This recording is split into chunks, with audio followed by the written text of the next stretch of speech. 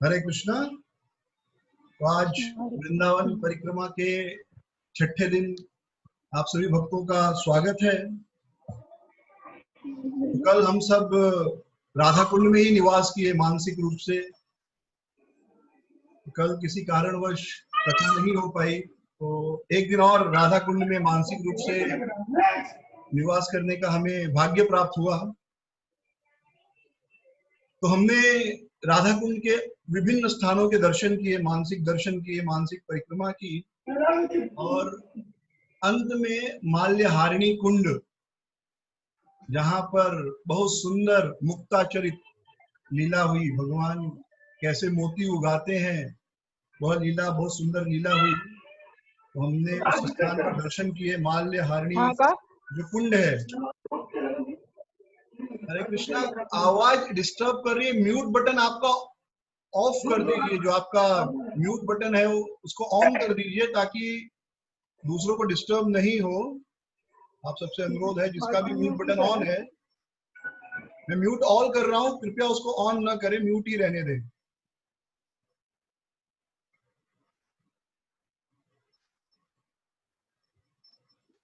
हरे कृष्ण, धन्यवाद। तो माल्यहारिणी कुंड के कल दर्शन किए, किस प्रकार वहां पर बड़ी सुंदर लीला हुई। राधा कुंड के दर्शन किए, और एक बार फिर से राधा कुंड का दर्शन करेंगे। हम सब राधा कुंड में हैं, सुंदर राधा कुंड का दर्शन करके फिर आगे की परिक्रमा जो है वो प्रारंभ करेंगे। तो ये सुंदर श्री राधा कुंड धाम है। सुंदर राधा कुंड धाम जो गौड़ीय वैष्णव है, उनके जीवन का उद्देश्य है राधा कुंड धाम में निवास करना। तो यह वह सुंदर स्थान है। और जब हमने कथा विश्राम ली तो माल्यहारिणी कुंड में विश्राम लिया। अब आगे कथा प्रारंभ करेंगे। तो राधा कुंड में अलग अलग स्थानों पर बहुत सारे घाट हैं। राधा कुंड में घाट यानी कोई भी नदी का किनारा जो होता है। साधारण रूप से कोई भी नदी या कुंड में आप स्नान करने जाएंगे तो स्नान करना आसान नहीं होता, क्योंकि चारों ओर मिट्टी होती है और फिसल सकते हैं, पैर में कीचड़ लगता है। तो सुविधा के लिए, ताकि लोग आसानी से किसी भी नदी में, कुंड में, तालाब में स्नान कर सके, वहां पर कुछ सीढ़ियां बना दी जाती है। थोड़ा अच्छे से उस जगह को खोद दिया जाता है, डिग करते हैं, मिट्टी वगैरह निकाल कर उसको इस तरह बना दिया जाता है कि लोग आसानी से नीचे उतर कर वहां पर स्नान कर सके। उसे कहते हैं घाट। तो आप देखेंगे, आप किसी भी स्थान पर जाएंगे तो हम अलग अलग स्थानों का नाम सुनते हैं। केसी घाट, केसी घाट जाएंगे तो जहां पर केसी घाट, वहां पर आप देखेंगे सीढ़ियां हैं। तो उन सीढ़ियों के द्वारा आप नीचे उतरकर आसानी से स्नान कर सकते हैं, भले आपको तैरने आता हो या न आता हो। या हम सब सुनते मायापुर में जगाई मधाई घाट, मधाई ने गंगा के किनारे थोड़ा किनारे खोद कर उसको अच्छे से बनाया ताकि लोग वहां पर अच्छे से स्नान कर सकें। तो ऐसे ही राधा कुंड की चारों ओर बहुत सारी सीढ़ियां हैं। आप जो भी भक्त राधा कुंड गए, इस समय हम राधा कुंड में वास कर रहे हैं, तो हम देखेंगे बहुत सारी सीढ़ियां हैं। देखिए ऐसे सीढ़ियां हैं, ये सब सीढ़ियां हैं सारे स्थान पर। तो आप सबका अनुभव होगा, हम जब राधा कुंड में स्नान करने के लिए नीचे उतरते हैं या किसी भी कुंड में, तो सीढ़ियों के द्वारा आसानी से उतरते हैं, और कोई दूसरी सीढ़ी पर रहकर स्नान कर लेता है, कोई तीसरी सीढ़ी तक जाता है, और जिसको तैरने आता है वो अंदर तक भी जाता है। लेकिन जो तैरने नहीं जानते वो पहली या दूसरी सीढ़ी में प्रवेश करके वहीं पे स्नान करते हैं। और राधा कुंड में बहुत सुंदर व्यवस्था है कि वहां पर कड़ियां भी लगी हैं। आप सबने अनुभव किया होगा, लोहे की जंजीर है, तो उस जंजीर को पकड़कर आप अंदर प्रवेश करके आसानी से स्नान कर सकते हैं, क्योंकि थोड़ा फिसलन होती है। तो अगर वो जंजीर नहीं पकड़े तो फिसल के अंदर जाने का चांस है। जो भक्त तैरना नहीं जानते उनकी सुविधा के लिए ये है। तो राधा कुंड के चारों ओर बहुत सारे घाट हैं। उन घाटों का नाम इस प्रकार हुआ कि कुछ विशेष उस स्थान पर किसी व्यक्ति ने भजन किया, किसी विशेष भक्त ने, या कुछ लीला हुई उस जगह पर, पर्टिकुलर जगह पर, तो उस घाट का नाम जो है उस लीला के आधार पर या उस व्यक्ति के नाम के आधार पर उस घाट का नाम पड़ गया। तो जो सबसे प्रसिद्ध घाट है राधा कुंड श्याम कुंड पे, वह है गोविंद घाट। तो यह जो गोविंद घाट है, यह राधा कुंड के पूर्वी हिस्से में है। राधा कुंड के पूर्व हिस्से में गोविंद घाट है, और यह श्री गोपाल भट्ट गोस्वामी और जो बिहारी जी का मंदिर है उसके बीच में पड़ता है। यहाँ पर ही सनातन गोस्वामी ने श्रीमती राधा रानी को झूले में झूलते हुए देखा। तो हम सबने उस स्थान का दर्शन किया, कल परसों दर्शन किया, जहां पर झूला टला, झूलन टला, जहां पर राधा रानी झूले में झूल रही थी। और सनातन गोस्वामी को उस श्लोक का अर्थ समझ में आया। कौन सा श्लोक? वेणु व्यालंगना, की राधा रानी की जो वेणी है, जो उनकी चोटी है, वह सर्प के फन के समान है, नागिन के फन के समान है। तो उसी स्थान पर उनको यह दर्शन हुआ। तो वह घाट जो है वह गोविंद घाट कहलाता है। इसके पश्चात श्याम कुंड के उत्तर पश्चिम भाग में जो है मानस पावन घाट है, मानस पावन घाट। और यह घाट जो है वह श्रीमती राधा रानी को बहुत ही प्रिय है। तो मानस पावन घाट का दर्शन कीजिए, आचमन कीजिए। ये है मानस पावन घाट। यह राधा कुंड का एक हिस्सा है, राधा कुंड से अलग नहीं है, लेकिन जो सीढ़ियां बनी उस स्थान पर कुछ विशेष लीला हुई, इसलिए उसका नाम मानस पावन घाट पड़ा। तो मानस पावन घाट पर आचमन करके अब हम जाएंगे पंच पांडव घाट। तो जैसा कि हम सबने कथा में 2 दिन पहले सुना कि जब रघुनाथ दास गोस्वामी जी राधा कुंड का पुनर्निर्माण कर रहे थे, तो पुनर्निर्माण करते वक्त राधा कुंड तो पूरी अच्छे से स्क्वायर में बन गया, लेकिन श्याम कुंड क्या है, तो स्क्वायर में नहीं है। श्याम कुंड क्रिकेट है, ऐसे टेढ़ा मेढ़ा। क्यों श्याम कुंड टेढ़ा मेढ़ा क्यों है? क्योंकि कृष्ण भी टेढ़े हैं। हाँ, ये देखिए राधा कुंड श्याम कुंड में देखिए, ये जो श्याम कुंड है, देखिए राधा कुंड जो है वो सीधा है, ये राधा कुंड ये सीधा है, मतलब चौकोन है। लेकिन श्याम कुंड कैसा टेढ़ा है, राधा कुंड के बगल में जो है श्याम कुंड, वो ये देखिए इसका कैसा आकार है, ऐसे श्याम कुंड जो है वो टेढ़ा है। तो ऐसा आकार क्यों हुआ? तो रघुनाथ दास गोस्वामी जी इसे भी आयताकार बनाना चाहते थे, रेक्टेंगुलर बनाना चाहते थे। पर यहाँ पर जो थे 5 वृक्ष थे, यह निर्णय हुआ कि कल इन वृक्षों को काटा जाएगा और आयताकार बन जाएगा। पर हुआ क्या, ये 5 वृक्ष रघुनाथ दास जी स्वप्न में आए और उन्होंने रघुनाथ दास जी को दर्शन दिया और उनसे प्रार्थना की कि हम जो है पंच पांडव है। हरे कृष्णा, मैं फिर से हाथ जोड़कर प्रार्थना कर रहा हूं, आपका म्यूट बटन ऑन करिए। मैंने सबको म्यूट ऑन किया, सबका म्यूट कर दिया है, आप उसे ऑन मत कीजिए ताकि कथा में व्यवधान न हो, डिस्टर्बेंस ना हो। बच्चों की आवाज या कुछ काम करने की आवाज आ रही है तो लोग डिस्टर्ब हो रहे हैं, तो कृपया इस बात का ध्यान रखिए। कथा में बहुत से लोग हैं, ध्यान से कथा सुन रहे हैं और मुझे भी थोड़ा आवाज से डिस्टर्ब हो रहा है। ये 5 पांडव जो थे, इन्होंने भगवान रघुनाथ दास गोस्वामी जी को दर्शन दिए और उनसे प्रार्थना की कि आप इन वृक्षों को मत कटाइए, हम ही ये वृक्ष हैं और हम यहाँ युगल किशोर का नित्य भजन कर रहे हैं। तो गोवर्धन परिक्रमा के पहले थोड़ा इस सिद्धांत के ऊपर चर्चा करेंगे, राधा रानी के ऊपर, और जो राधा रानी और कृष्ण का प्रेम है उस पर थोड़ी चर्चा करेंगे गोवर्धन परिक्रमा जब हम प्रारंभ करेंगे। तो यहाँ पर एक छोहरा ट्री है जो कि विश्वनाथ चक्रवर्ती ठाकुर के अनुसार वह काशी के एक ब्राह्मण है, वो भी उस स्थान पर वृक्ष बनकर पूजा कर रहे हैं, छोहरा वृक्ष करके। ये पंच पांडव घाट कहलाता है। इसके पश्चात एक बहुत सुंदर घाट है मधुमंगल घाट। मधुमंगल घाट जो है, वहां पर जैसा हमने चर्चा किया था कि श्याम कुंड के चारों ओर 8 और ग्रुप्स है, यानी कुंज है, कुंज। जैसे राधा कुंड के चारों ओर 8 कुंज हैं अलग अलग सखियों के, ललिता सखी के, विशाखा सखी के, और वे सारी सखियां उन कुंजों को विशेष रूप से सजाती हैं और राधा कृष्ण उसमें लीला करते हैं। वैसे श्याम कुंड के चारों ओर भी 8 सखाओं के अलग अलग कुंज हैं, लेकिन सखाओं ने वो आउटसोर्स कर दिया है, अपने अपने कुंड किसी दूसरे को दे दिया है। तो वहां पर एक कुंड है, राधा कुंड के बगल में जो एक कुंज है, कुंज, कुंज मतलब वो वृक्ष चारों ओर होते हैं, एक तरह की गुफा हो जाती है पर चारों ओर वृक्ष इत्यादि होते हैं, तो बहुत सुंदर घर जैसा बन जाता है। और आप अंदर जा सकते हैं और कोई आपको देख भी नहीं सकता, आप अपने आप को छुपा सकते हैं।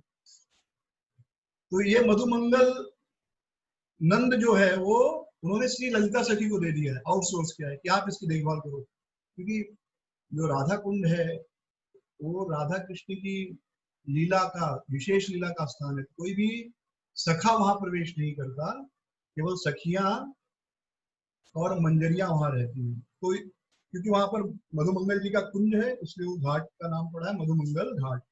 फिर जीव गोस्वामी जी का घाट है, ठीक मधुमंगल घाट के बगल में जीव गोस्वामी जी का घाट है, और यहीं पर जीव गोस्वामी जी की भजन कुटीर है।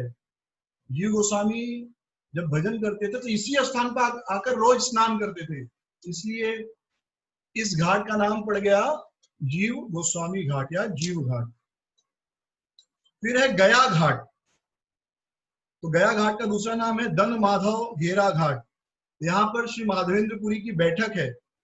श्री माधवेंद्रपुरी जी जिन्होंने गोपाल को प्रकट किया, तो हम सब लोग नाथ द्वारा जाते हैं, श्रीनाथ जी के दर्शन करते हैं, और वास्तव में श्रीनाथ जी को इस संसार में प्रकट कौन किए? इस संसार में श्रीनाथ जी को प्रकट किए स्वयं श्री माधवेंद्रपुरी। और आप देखेंगे तो हर संप्रदाय में जो कृष्ण की पूजा करते हैं तो वे या तो लक्ष्मी नारायण की पूजा करते हैं या केवल कृष्ण की पूजा करते हैं। रुक्मिणी द्वारकाधीश की भी पूजा होती है। राधा कृष्ण की पूजा पहले नहीं होती थी क्योंकि परकिया भाव में है। तो माधवेंद्र पुरी ने वह परकिया भाव इस संसार में प्रकट किया जो कि प्रेम की पराकाष्ठा है। तो जब गोवर्धन परिक्रमा करेंगे तो गोविंद कुंड में माधवेंद्रपुरी जहाँ पर उन्होंने गोपाल को प्रकट किया उनकी भी चर्चा करेंगे। अभी हम राधा कुंड पे, तो वह घाट जो है वहां पर वे बैठते थे, वहां पर वो बैठक करते थे, जप किया करते थे, और वहां पर श्री हरिराम व्यास जी का भी भजन कुटी है। उस स्थान का नाम इसलिए पड़ा गया घाट या धन माधव घेरा घाट। फिर अष्ट सखी घाट है जो गया घाट और तमाल घाट के बीचों बीच है। तो ये श्री माधवेंद्रपुरी का सिटिंग बैठक है, माधवेंद्रपुरी जी का बैठक है यहाँ पर माधवेंद्रपुरी। यानी आप राधा कुंड श्याम कुंड के चारों ओर घूमेंगे तो ये सब किनारे किनारे पे ही मिलेंगे। ये जो है यहाँ माधवेंद्रपुरी जी भजन किया करते थे। दर्शन कीजिए, माधवेंद्रपुरी को प्रणाम कीजिए। ये आदि आचार्य हैं। चैतन्य महाप्रभु कहते हैं कि जो प्रेम है, प्रेम भक्ति का सूत्रपात किसने किया? श्री माधवेंद्रपुरी ने। इसके पहले जो भक्ति थी वो केवल वैधि भक्ति होती थी, यानी भगवान से डर कर उनकी पूजा करना। भगवान से डरने की प्रथा है सभी धर्मों में, सभी जगहों पर। भगवान से प्रेम करने की प्रथा कहीं नहीं है। केवल गौड़ीय वैष्णवों में भगवान से प्रेम करने की प्रथा है, और श्री माधवेंद्रपुरी जी ने यह प्रथा प्रारंभ की और अपने मन से नहीं की, शास्त्रों में ये वर्णन है, उसके अनुसार उन्होंने प्रारंभ की। इसके पश्चात आता है तमाल तला घाट। तो यह जो घाट है श्याम कुंड के दक्षिणी भाग में है, तमाल तला घाट। तो यहाँ पर श्री चैतन्य महाप्रभु एक तमाल वृक्ष के नीचे बैठे थे, और यहीं से उन्होंने लोगों से पूछा कि श्याम कुंड राधा कुंड कहाँ है। तो लोगों को तो पता नहीं था श्याम कुंड राधा कुंड कहाँ है। तो उन्होंने कहा कि हमको ऐसा तो कोई कुंड पता नहीं, लेकिन ये जो छोटे छोटे कुंड है, बहुत छोटे छोटे थे, छोटे मतलब इतने भी छोटे नहीं, और एक आदमी डुबकी मार सके इतना बड़ा जगह था, एक या दो आदमी उसमें जाके स्नान कर सके। उन्होंने कहा ये दो खेत हैं जहाँ धान की खेती होती है, एक गौरी खेत और एक काली खेत, ऐसा उन्होंने बताया। तो महाप्रभु तुरंत उस स्थान को देखे और तुरंत उनके मन में एकदम दिव्य भाव आ गए, और वे समझ गए कि जो श्याम खेत है, गौरी खेत, गोरा खेत, यह राधा कुंड है, और जो काली खेत है वह श्याम कुंड है, श्याम काले हैं। तो इसी स्थान पर महाप्रभु बैठे थे, तमाल तला घाट। यह स्थान जो है तमाल तला घाट कहलाता है। बाद में रघुनाथ दास गोस्वामी जी ने इसको सुंदर बनाया, आज भी वह मंदिर है, हम सब ने दर्शन किया। यह तमाल तला घाट के दर्शन कीजिए। चैतन्य महाप्रभु इसी तमाल वृक्ष के नीचे, ठीक है, तमाल वृक्ष और मंदिर दिख रहा होगा, तो चैतन्य महाप्रभु यहीं बैठकर दर्शन किए थे, अच्छे से दर्शन किए, प्रणाम कीजिए। ये सब श्याम कुंड राधा कुंड के बगल में, कहीं दूर दूर नहीं। आप परिक्रमा करेंगे ना तो एक एक स्थान दिखेगा जो ये सब भक्तों से जुड़ा हुआ है या भगवान की लीलाओं से जुड़ा हुआ है। इसके पश्चात एक स्थान है वल्लभ घाट। ये वल्लभाचार्य संप्रदाय के जो स्थापक हैं, आप देखेंगे हवेली कहते हैं उनके मंदिरों को, और लड्डू गोपाल, गोपाल की पूजा करते हैं वे लोग। तो गोपाल की पूजा जो करते हैं तो उसमें भी प्रेम वाला भाव है। गोपाल तो ऐसे यद्यपि छोटे बालक हैं, लेकिन गोपाल की पूजा, लड्डू गोपाल की पूजा की जो परंपरा है, वो कहते हैं वल्लभाचार्य जी ने शुरू किया। हवेली, जो हवेली, उनके मंदिरों को हवेली कहती है। तो आप देखेंगे अधिकतर हर गुजराती भक्त के घर में लड्डू गोपाल जरूर होंगे। तो भगवान क्या लड्डू दे रहे हैं हमको, आओ और मेरा ये प्रेम स्वीकार करो। वो जो लड्डू है, वो लड्डू नहीं, क्या है, भगवान का प्रेम है। भगवान इनवाइट कर रहे हैं, दे रहे हैं। भगवान वहां पर ले नहीं रहे, वास्तव में भगवान दे रहे हैं। ऐसे आप देखेंगे, ऐसा भगवान हाथ करके ऐसे रहते हैं, ऐसे देख रहे होते हैं। तो वो लड्डू हमको दे रहे, आओ मेरा प्रेम स्वीकार करो। भगवान अनंत समय से अपना प्रेम हमें दे रहे हैं, और बदले में हमारा प्रेम चाहते हैं, और कुछ नहीं। इस संसार में इसकी झलक देखने को मिलती है। माता पिता बच्चे को पीटते हैं, मारते हैं, पैसा खर्चा करते हैं। क्यों? बच्चे किसी लायक बन जाएंगे। जब बच्चे किसी लायक बन जाएंगे, कमाने लगेंगे, माता पिता इस उम्मीद से उनको नहीं पढ़ाते कि अच्छा पढ़ लिख लेंगे तो मुझे खिलाएंगे, मुझे पैसा देंगे। नहीं, पढ़ लिख कर खुद ही कमाए धमाए, तो उनके भले के लिए उनको मारते पीटते हैं। यानी उनसे अपेक्षा नहीं रखते पैसे की, खाली ये अपेक्षा रखते कि मेरा बेटा मुझे प्रेम करे, और वो भी निस्वार्थ रहता है। तो भगवान भी हमसे कुछ भौतिक लाभ नहीं मांगते, केवल हमारा प्रेम मांगते हैं। तो यह जो है वल्लभाचार्य जी ने उस परंपरा को प्रारंभ किया, और वे यहाँ पर इस वल्लभ घाट में बैठकर श्रीमद् भागवतम का कथा करते थे। श्रीमद् भागवतम की पढ़ते हैं वल्लभाचार्य जी। दर्शन कीजिए सब लोग, प्रणाम कीजिए। अब दूसरे घाट की ओर जाएंगे, मदन मोहन घाट। तो यह जो घाट है, यह मदन मोहन मंदिर के बगल में है, दक्षिण में। तो इस घाट के दक्षिण में मदन मोहन मंदिर है, और ये घाट इसलिए मदन मोहन घाट कहलाता है। फिर संगम घाट, ये बहुत प्रसिद्ध है। संगम का दर्शन कीजिए, जहां राधा कुंड और श्याम कुंड मिलते हैं, यह स्थान कहलाता है संगम घाट। दिख रहा है? हाँ, ये देखिए, ये हम लोग यहाँ ही पर जाते हैं, कीर्तन करते हैं, बीच में एक मंदिर है ये, और एक तरफ राधा कुंड है, दूसरी तरफ श्याम कुंड है।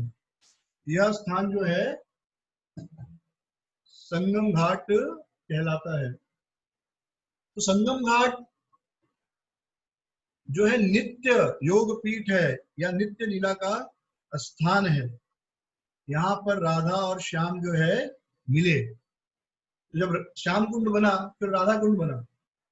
अरे भगवान श्री कृष्ण श्याम कुंड को प्रकट किया, उसके पश्चात श्रीमती राधा रानी ने राधा कुंड को प्रकट किया। नित्य है, तो राधा कुंड श्याम कुंड प्रकट हुआ। उसके पश्चात, ये प्रकट होने के पश्चात, श्याम कुंड का जल जो है राधा कुंड के जल में मिल गया। तो बीच की जगह को तोड़ते हुए, जैसे एक प्रेमी अपनी प्रेमिका की ओर दौड़ता है, वैसे श्याम कुंड का जल राधा कुंड के जल की ओर जाता। तो बीच का जो है स्थान है, संगम का स्थान है। यहाँ पर आज भी जो है बहुत बड़ा उत्सव होता है। बहुलाष्टमी के दिन आप देखेंगे बहुत बड़ा उत्सव होता है, और बहुत महत्वपूर्ण स्थान है संगम घाट।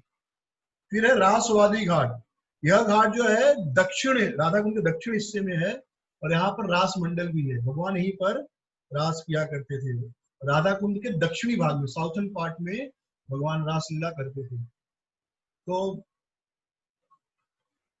ऐसा वर्णन है शास्त्रों में कि जब रासलीला होती है वृंदावन में, तो नई गोपियों को भी उसमें प्रवेश मिलता है।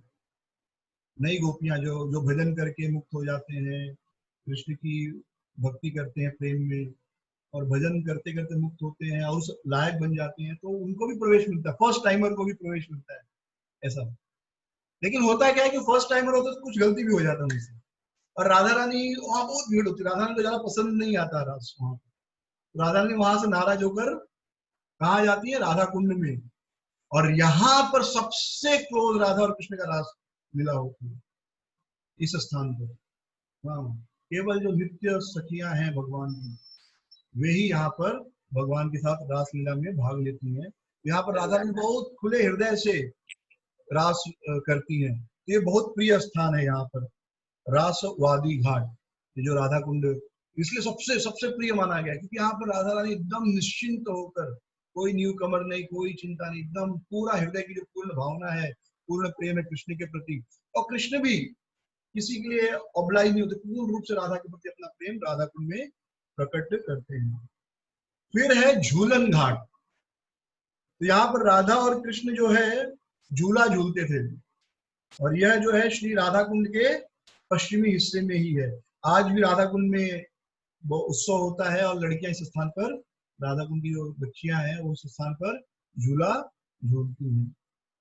फिर आता है जाहनवा घाट। यह घाट जो है राधा कुंड के उत्तरी भाग में है, और यहाँ पर जाहनवा ठाकुरानी जो कि श्री नित्यानंद प्रभु की पत्नी है, जो अगर जब भगवत धाम गए अप्रकट हुए, तो उसके पश्चात राधा रानी जो उसके पश्चात जाहनवा ठाकुरानी ने प्रचार किया, बहुत सारा प्रचार किया, गुरु बनी और प्रचार की। तो यहाँ पर उन्होंने भजन किया और यहीं पर वो घाट में स्नान करती थी। आज भी उनका स्थान, रहने का स्थान यहाँ पर है। अरे जॉइंट था तो तुम्हारा फोटो देखा उन्होंने। हरे कृष्णा, मैं प्रार्थना कर रहा हूँ, थोड़ा आप लोग को म्यूट कर रहा हूँ, कृपया म्यूट बटन ऑन मत कीजिए, आपकी आवाज से दूसरे भी डिस्टर्ब हो रहे हैं, क्योंकि कंप्यूटर में आवाज है ना तो बहुत ज्यादा डिस्टर्ब होता है, प्लीज थोड़ा ध्यान रखिए। इसके पश्चात है व्रजनाभ कुंड। तो यह कुंड जो है ठीक श्री कृष्ण कुंड के बीच में है, जो कृष्ण कुंड है श्याम कुंड ठीक बीचों बीच में है। जो ओरिजिनल राधा, मतलब पहले तो राधा रानी और कृष्ण ने कुंड का निर्माण किया, फिर अदृश्य हो गए, फिर ब्रजनाभ जी ने जो भगवान श्री कृष्ण के प्रपौत्र हैं उन्होंने कुंडों का निर्माण किया। तो ये कुंड जो ब्रजनाभ कुंड कहलाता है, कृष्ण कुंड के ठीक बीचों बीच में है। फिर कंकड़ कुंड है। कंकड़ कुंड कहाँ है? कंकड़ कुंड है राधा कुंड के बीचों बीच। यह मूल कुंड है जिसका निर्माण गोपियों ने किया। किससे किया? अपने ब्रेसलेट से, अपने कंकड़ से। तो अरिष्टासुर के पैरों से जो खड्डा बन गया, उसी खड्डे को और इन्होंने बड़ा किया और फिर इस स्थान पर कुंड बनाया जो कंकड़ कुंड के नाम से जाना जाता है। तो इस प्रकार श्री राधा कुंड की परिक्रमा और वास, हमारा जो है निवास, वो पूर्ण होता है। और हम यहाँ से अब आगे बढ़ेंगे श्री वृंदावन धाम परिक्रमा के लिए। श्री वृंदावन धाम की जय। तो यहाँ पर रास मंडल में, जो रास मंडल है राधा कुंड के, तो 6 रास मंडल हैं। राधा कुंड के दक्षिण भाग में बहुत पुराना रास मंडल है। फिर जो उत्तर पूर्व भाग में भी एक है राधा कुंड के, श्री गोविंद हरि जी के पीछे भी एक रास मंडल है जहाँ पर रास करते थे भगवान। फिर इस गांव के उत्तरी भाग में भानुखोरा करके एक स्थान है, वहां पर भी भगवान का रास मंडल है। इसके पश्चात श्याम कुंड के उत्तरी भाग में वल्लभ घाट करके एक स्थान है, रास मंडल है। फिर नंदिनी घेरा एक स्थान है, वहां पर भी भगवान का रास मंडल है। और ललिता बिहारी जी टेम्पल जो है वो भी रास मंडल है। इस प्रकार हमारी श्री राधा कुंड धाम की परिक्रमा पूर्ण होती है, राधा कुंड का स्नान पूर्ण होता है। और जैसा हम सबने कथा में सुना कि राधा कुंड जो है इस समस्त ब्रह्मांड में जो भी क्रिएशन है, भौतिक आध्यात्मिक दोनों, उन दोनों स्थानों में सबसे शक्तिशाली स्थान है। और यहाँ पर जीव जो इच्छा करे वह अवश्य पूर्ण होती है। बहुत ही शक्तिशाली स्थान है। ये मेरा दृढ़ विश्वास है कि कोई भी व्यक्ति जो राधा कुंड में स्नान करता है और राधा रानी से प्रेम भक्ति मांगता है, अपनी कोई भौतिक इच्छा की भी मांग करता है, भौतिक इच्छा पूर्ण होने की मांग करता है, राधा रानी अवश्य उसकी इच्छा को पूर्ण करती हैं। और जो कोई व्यक्ति किसी कारणवश सभी स्थानों पर, तीर्थ स्थानों पर नहीं जा सकता, कुंभ मेला नहीं जा सकता, 4 धाम नहीं जा सकता, ऐसे अलग अलग स्थान हैं, साउथ इंडिया में श्री रंगनाथ नहीं जा सकता, रामेश्वर नहीं जा सकता, कोई समस्या नहीं है। केवल राधा कुंड में जाइए और वहां स्नान कीजिए। सभी धामों में स्नान करने का फल आपको प्राप्त हो। इस अनंत कोटि ब्रह्मांड में सबसे प्रिय स्थान है श्रीमती राधा रानी का, जो भगवान कृष्ण को सबसे ज्यादा प्रिय है। उस राधा कुंड धाम को हम प्रणाम करते हैं। और उस स्थान पर जाकर ऐसा कुछ नहीं मांगना चाहिए जो नश्वर है, समय के साथ नष्ट हो जाता है, ऐसा मांगना चाहिए, ऐसा कुछ जो इस जीवन में भी चले और अगले जीवन में भी चले। जैसा कि भागवतम में कहा गया है, तुल्यामलविनापि न स्वर्गम न पुनर्भवम भगवत संग संगस्य मर्त्यानां उपानि। ये एक क्षण हो जाए भगवान के भक्तों का, तो उसकी तुलना मृत्यानाम के उपासित है, जो मृत्यु लोग में रहने वाले लोग हैं। स्वर्गम न पुनर्भवम, स्वर्ग इत्यादि की तुलना ही नहीं, स्वर्ग में मिल जाए तो भी उसकी कोई तुलना नहीं अगर भगवान के भक्तों के साथ एक संग का क्षण मिल जाए। यानी स्वर्ग मिलना साधारण सी बात है, भगवान के शुद्ध भक्तों का संग मिलना ये बहुत दुर्लभ है। और ऐसे शुद्ध भक्तों की कृपा से श्री धाम राधा कुंड हमारे सामने प्रकट होता है। नहीं तो किसको पता था, यहाँ पर हम जो भी लोग बैठे हैं कथा सुन रहे हैं, किसे पता था राधा कुंड क्या है, श्याम कुंड क्या है, वृंदावन क्या है। तो प्रभुपाद जी की कृपा से राधा कुंड श्याम कुंड प्रकट हुआ है। तो राधा कुंड श्याम कुंड में ऐसा कुछ नहीं मांगना चाहिए जो कि स्वर्ग जैसा नश्वर है, बल्कि ऐसा कुछ मांगना चाहिए जो शाश्वत है, और वह है भगवान की प्रेम भक्ति। श्री राधा कुंड धाम की जय। अब यहाँ से हम सुंदर श्री गिरिराज गोवर्धन की परिक्रमा प्रारंभ करेंगे। तो राधा कुंड श्याम कुंड गिरिराज जी की तलहटी में ही है। गिरिराज जी की दो आंखें हैं, राधा कुंड श्याम कुंड, ये कुछ अलग नहीं है, गिरिराज में ही है। तो गिरिराज जी की परिक्रमा भक्तगण राधा कुंड से प्रारंभ करते हैं, या दान घाटी मानस गंगा जो है मानसरोवर, वहां से मानसी गंगा से प्रारंभ करते हैं। तो कभी दान घाटी से, मानसी गंगा से, या राधा कुंड से, कहीं से भी परिक्रमा शुरू की जाती गिरिराज जी की। शर्त यही है, जहां से शुरू करो वहीं खत्म करो, वहीं में पूर्ण करो, खत्म नहीं। परिक्रमा कभी खत्म नहीं होती है, जहां से परिक्रमा प्रारंभ होती है वहीं से परिक्रमा पूर्ण होती है। तो ये श्री गिरिराज जी के दर्शन कीजिए, सुंदर दर्शन गिरिराज जी के। जय श्री गिरिराज धरण की जय। और हम अब गोवर्धन जी की परिक्रमा प्रारंभ करेंगे। तो गोवर्धन जो है भगवान की नित्य लीला स्थली है। गोवर्धन में भगवान नित्य जो है लीला करते हैं। ये देखिए भगवान गोवर्धन उठाए हैं, बहुत सुंदर चित्र है। तो हम भक्ति चैतन्य स्वामी महाराज, परम पूज्य भक्ति चैतन्य स्वामी महाराज के द्वारा लिखी हुई पुस्तक, उस ग्रंथ से गिरिराज जी का दर्शन करेंगे, गोवर्धन परिक्रमा करेंगे। और इसमें बहुत सारे सुंदर सुंदर चित्र हैं। तो बहुत अच्छी मानसिक परिक्रमा होगी। भगवान गोवर्धन धारण किए हैं, सारे ब्रजवासी सखा गोपियानंद बाबा यशोदा मैया सब उस गोवर्धन के तले विश्राम कर रहे हैं। तो आपको बहुत सारे सुंदर दर्शन होंगे गिरिराज जी के। तो गोवर्धन कौन है? वह पर्वत जो हमारी सारी इच्छाओं को पूर्ण करता है। गोवर्धन वह पर्वत जो हमारी सभी इच्छाओं को पूर्ण कर सकता है। और राधा कुंड श्याम कुंड इसी गोवर्धन की तलहटी में है। तो हम बहुत आभारी हैं श्रील प्रभुपाद जी के। तो प्रभुपाद की, श्रील प्रभुपाद जी की कृपा से हमें इतना सुंदर धन, भक्ति रूपी धन प्राप्त हुआ है। नहीं तो हम सब भी संसार में चढ़ रहे थे, परिवार संसार। लेकिन इस परिवार संसार में भी कैसे हम सुखमय स्थिति को प्राप्त कर सकते हैं, परिवार को भी सुंदर वैकुंठ बना सकते हैं, अपने घर को भी मंदिर बना सकते हैं, ये ज्ञान हमें श्रील प्रभुपाद जी ने दिया। उनके हम बहुत आभारी हैं श्रील प्रभुपाद जी के। तो गोवर्धन जो है ये नित्य है। ये नहीं सोचना चाहिए कि गोवर्धन कभी प्रकट हुआ है, लेकिन भगवान की लीला को एक आस्वादन देने के लिए, भगवान को एक आनंद प्राप्त होने के लिए और भक्तों को एक आनंद प्राप्त होने के लिए ऐसी लीलाएं होती हैं जिसमें लगता है कि गोवर्धन जी प्रकट हो रहे हैं। अन्यथा गोवर्धन नित्य है, यमुना जी नित्य है, वृंदावन धाम नित्य है, राधा रानी नित्य है। वो कभी प्रकट नहीं होते, कभी अप्रकट भी नहीं होते, शाश्वत है। हमारी आंखों के सामने कभी कभी प्रकट होते, कभी अप्रकट हो जाते, इस भौतिक। तो श्री गिरिराज गोवर्धन जो है वह नित्य है। लेकिन फिर भी कैसे वो गोलोक में प्रकट हुए, यह लीला जो है बहुत सुंदर रूप से इसका गर्ग संहिता में वर्णन है। तो एक बार श्रीमती राधा रानी ने भगवान श्री कृष्ण से प्रार्थना की उनकी प्रेमिका है, नित्य प्रेमिका है।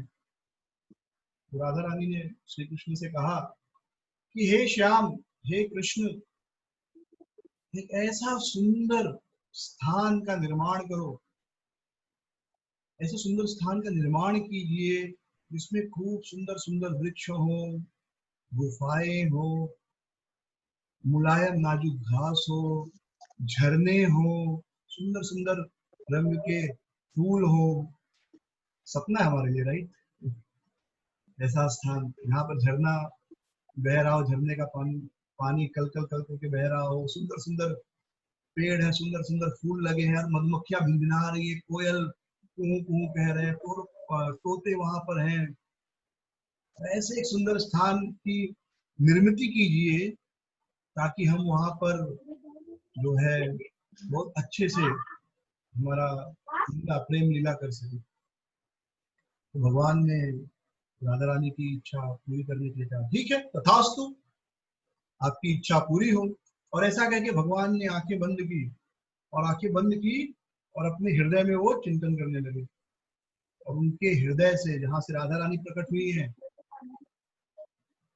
उनके हृदय से एक पर्वत, भगवान का जो प्रेम, हृदय में प्रेम होता है ना, वह प्रेम, जो भगवान का प्रेम है, वो पर्वत के रूप में प्रकट हुआ गिरिराज जी। और धीरे धीरे धीरे वो पर्वत बड़ा होते गया, बड़ा होते गया, बड़ा होते गया, और इतना बड़ा हो गया कि सब लोग डरने लगे। तो भगवान ने एक चाटा मारा गिरिराज को, बोला इतना क्यों बढ़ रहे हो? रुको, ऐसे एक झापड़ मारा प्यार से, बोला रुक जाओ, सब लोग डर रहे हैं। तो सबको लगा इतना बड़ा पर्वत है, हम सबको खा जाएगा। तो गिरिराज जी वहां पर रुक गए। यही गिरिराज, ये पर्वत जो प्रकट हुए, जो कि भगवान कृष्ण के हृदय का प्रेम है राधा रानी के लिए, वह गिरिराज जी के रूप में प्रकट हुआ। वास्तव में हम जब बहुत सुंदर सिद्धांत है, किसी को कोई वस्तु देते हैं तो वह वास्तव में वस्तु हमारे प्रेम का प्राकट्य होती है। किसी के जन्मदिन पर या मैरिज एनिवर्सरी पर या किसी विशेष अवसर पर हम जब किसी को कोई गिफ्ट, तोहफा देते हैं तो वह क्या है, हमारे प्रेम का प्राकट्य उस व्यक्ति के लिए। तो हमको जिस व्यक्ति से जितना प्रेम होता है उसके अनुसार उतना महंगा या उतना अच्छा वस्तु हम उसको गिफ्ट में देते हैं, और व्यक्ति हमारे प्रेम को स्वीकारता है, ना कि उस उपहार को। ये राधा रानी, ये जो कृष्ण का प्रेम है राधा रानी के लिए, वह प्रेम गिरिराज जी के रूप में प्रकट हुआ।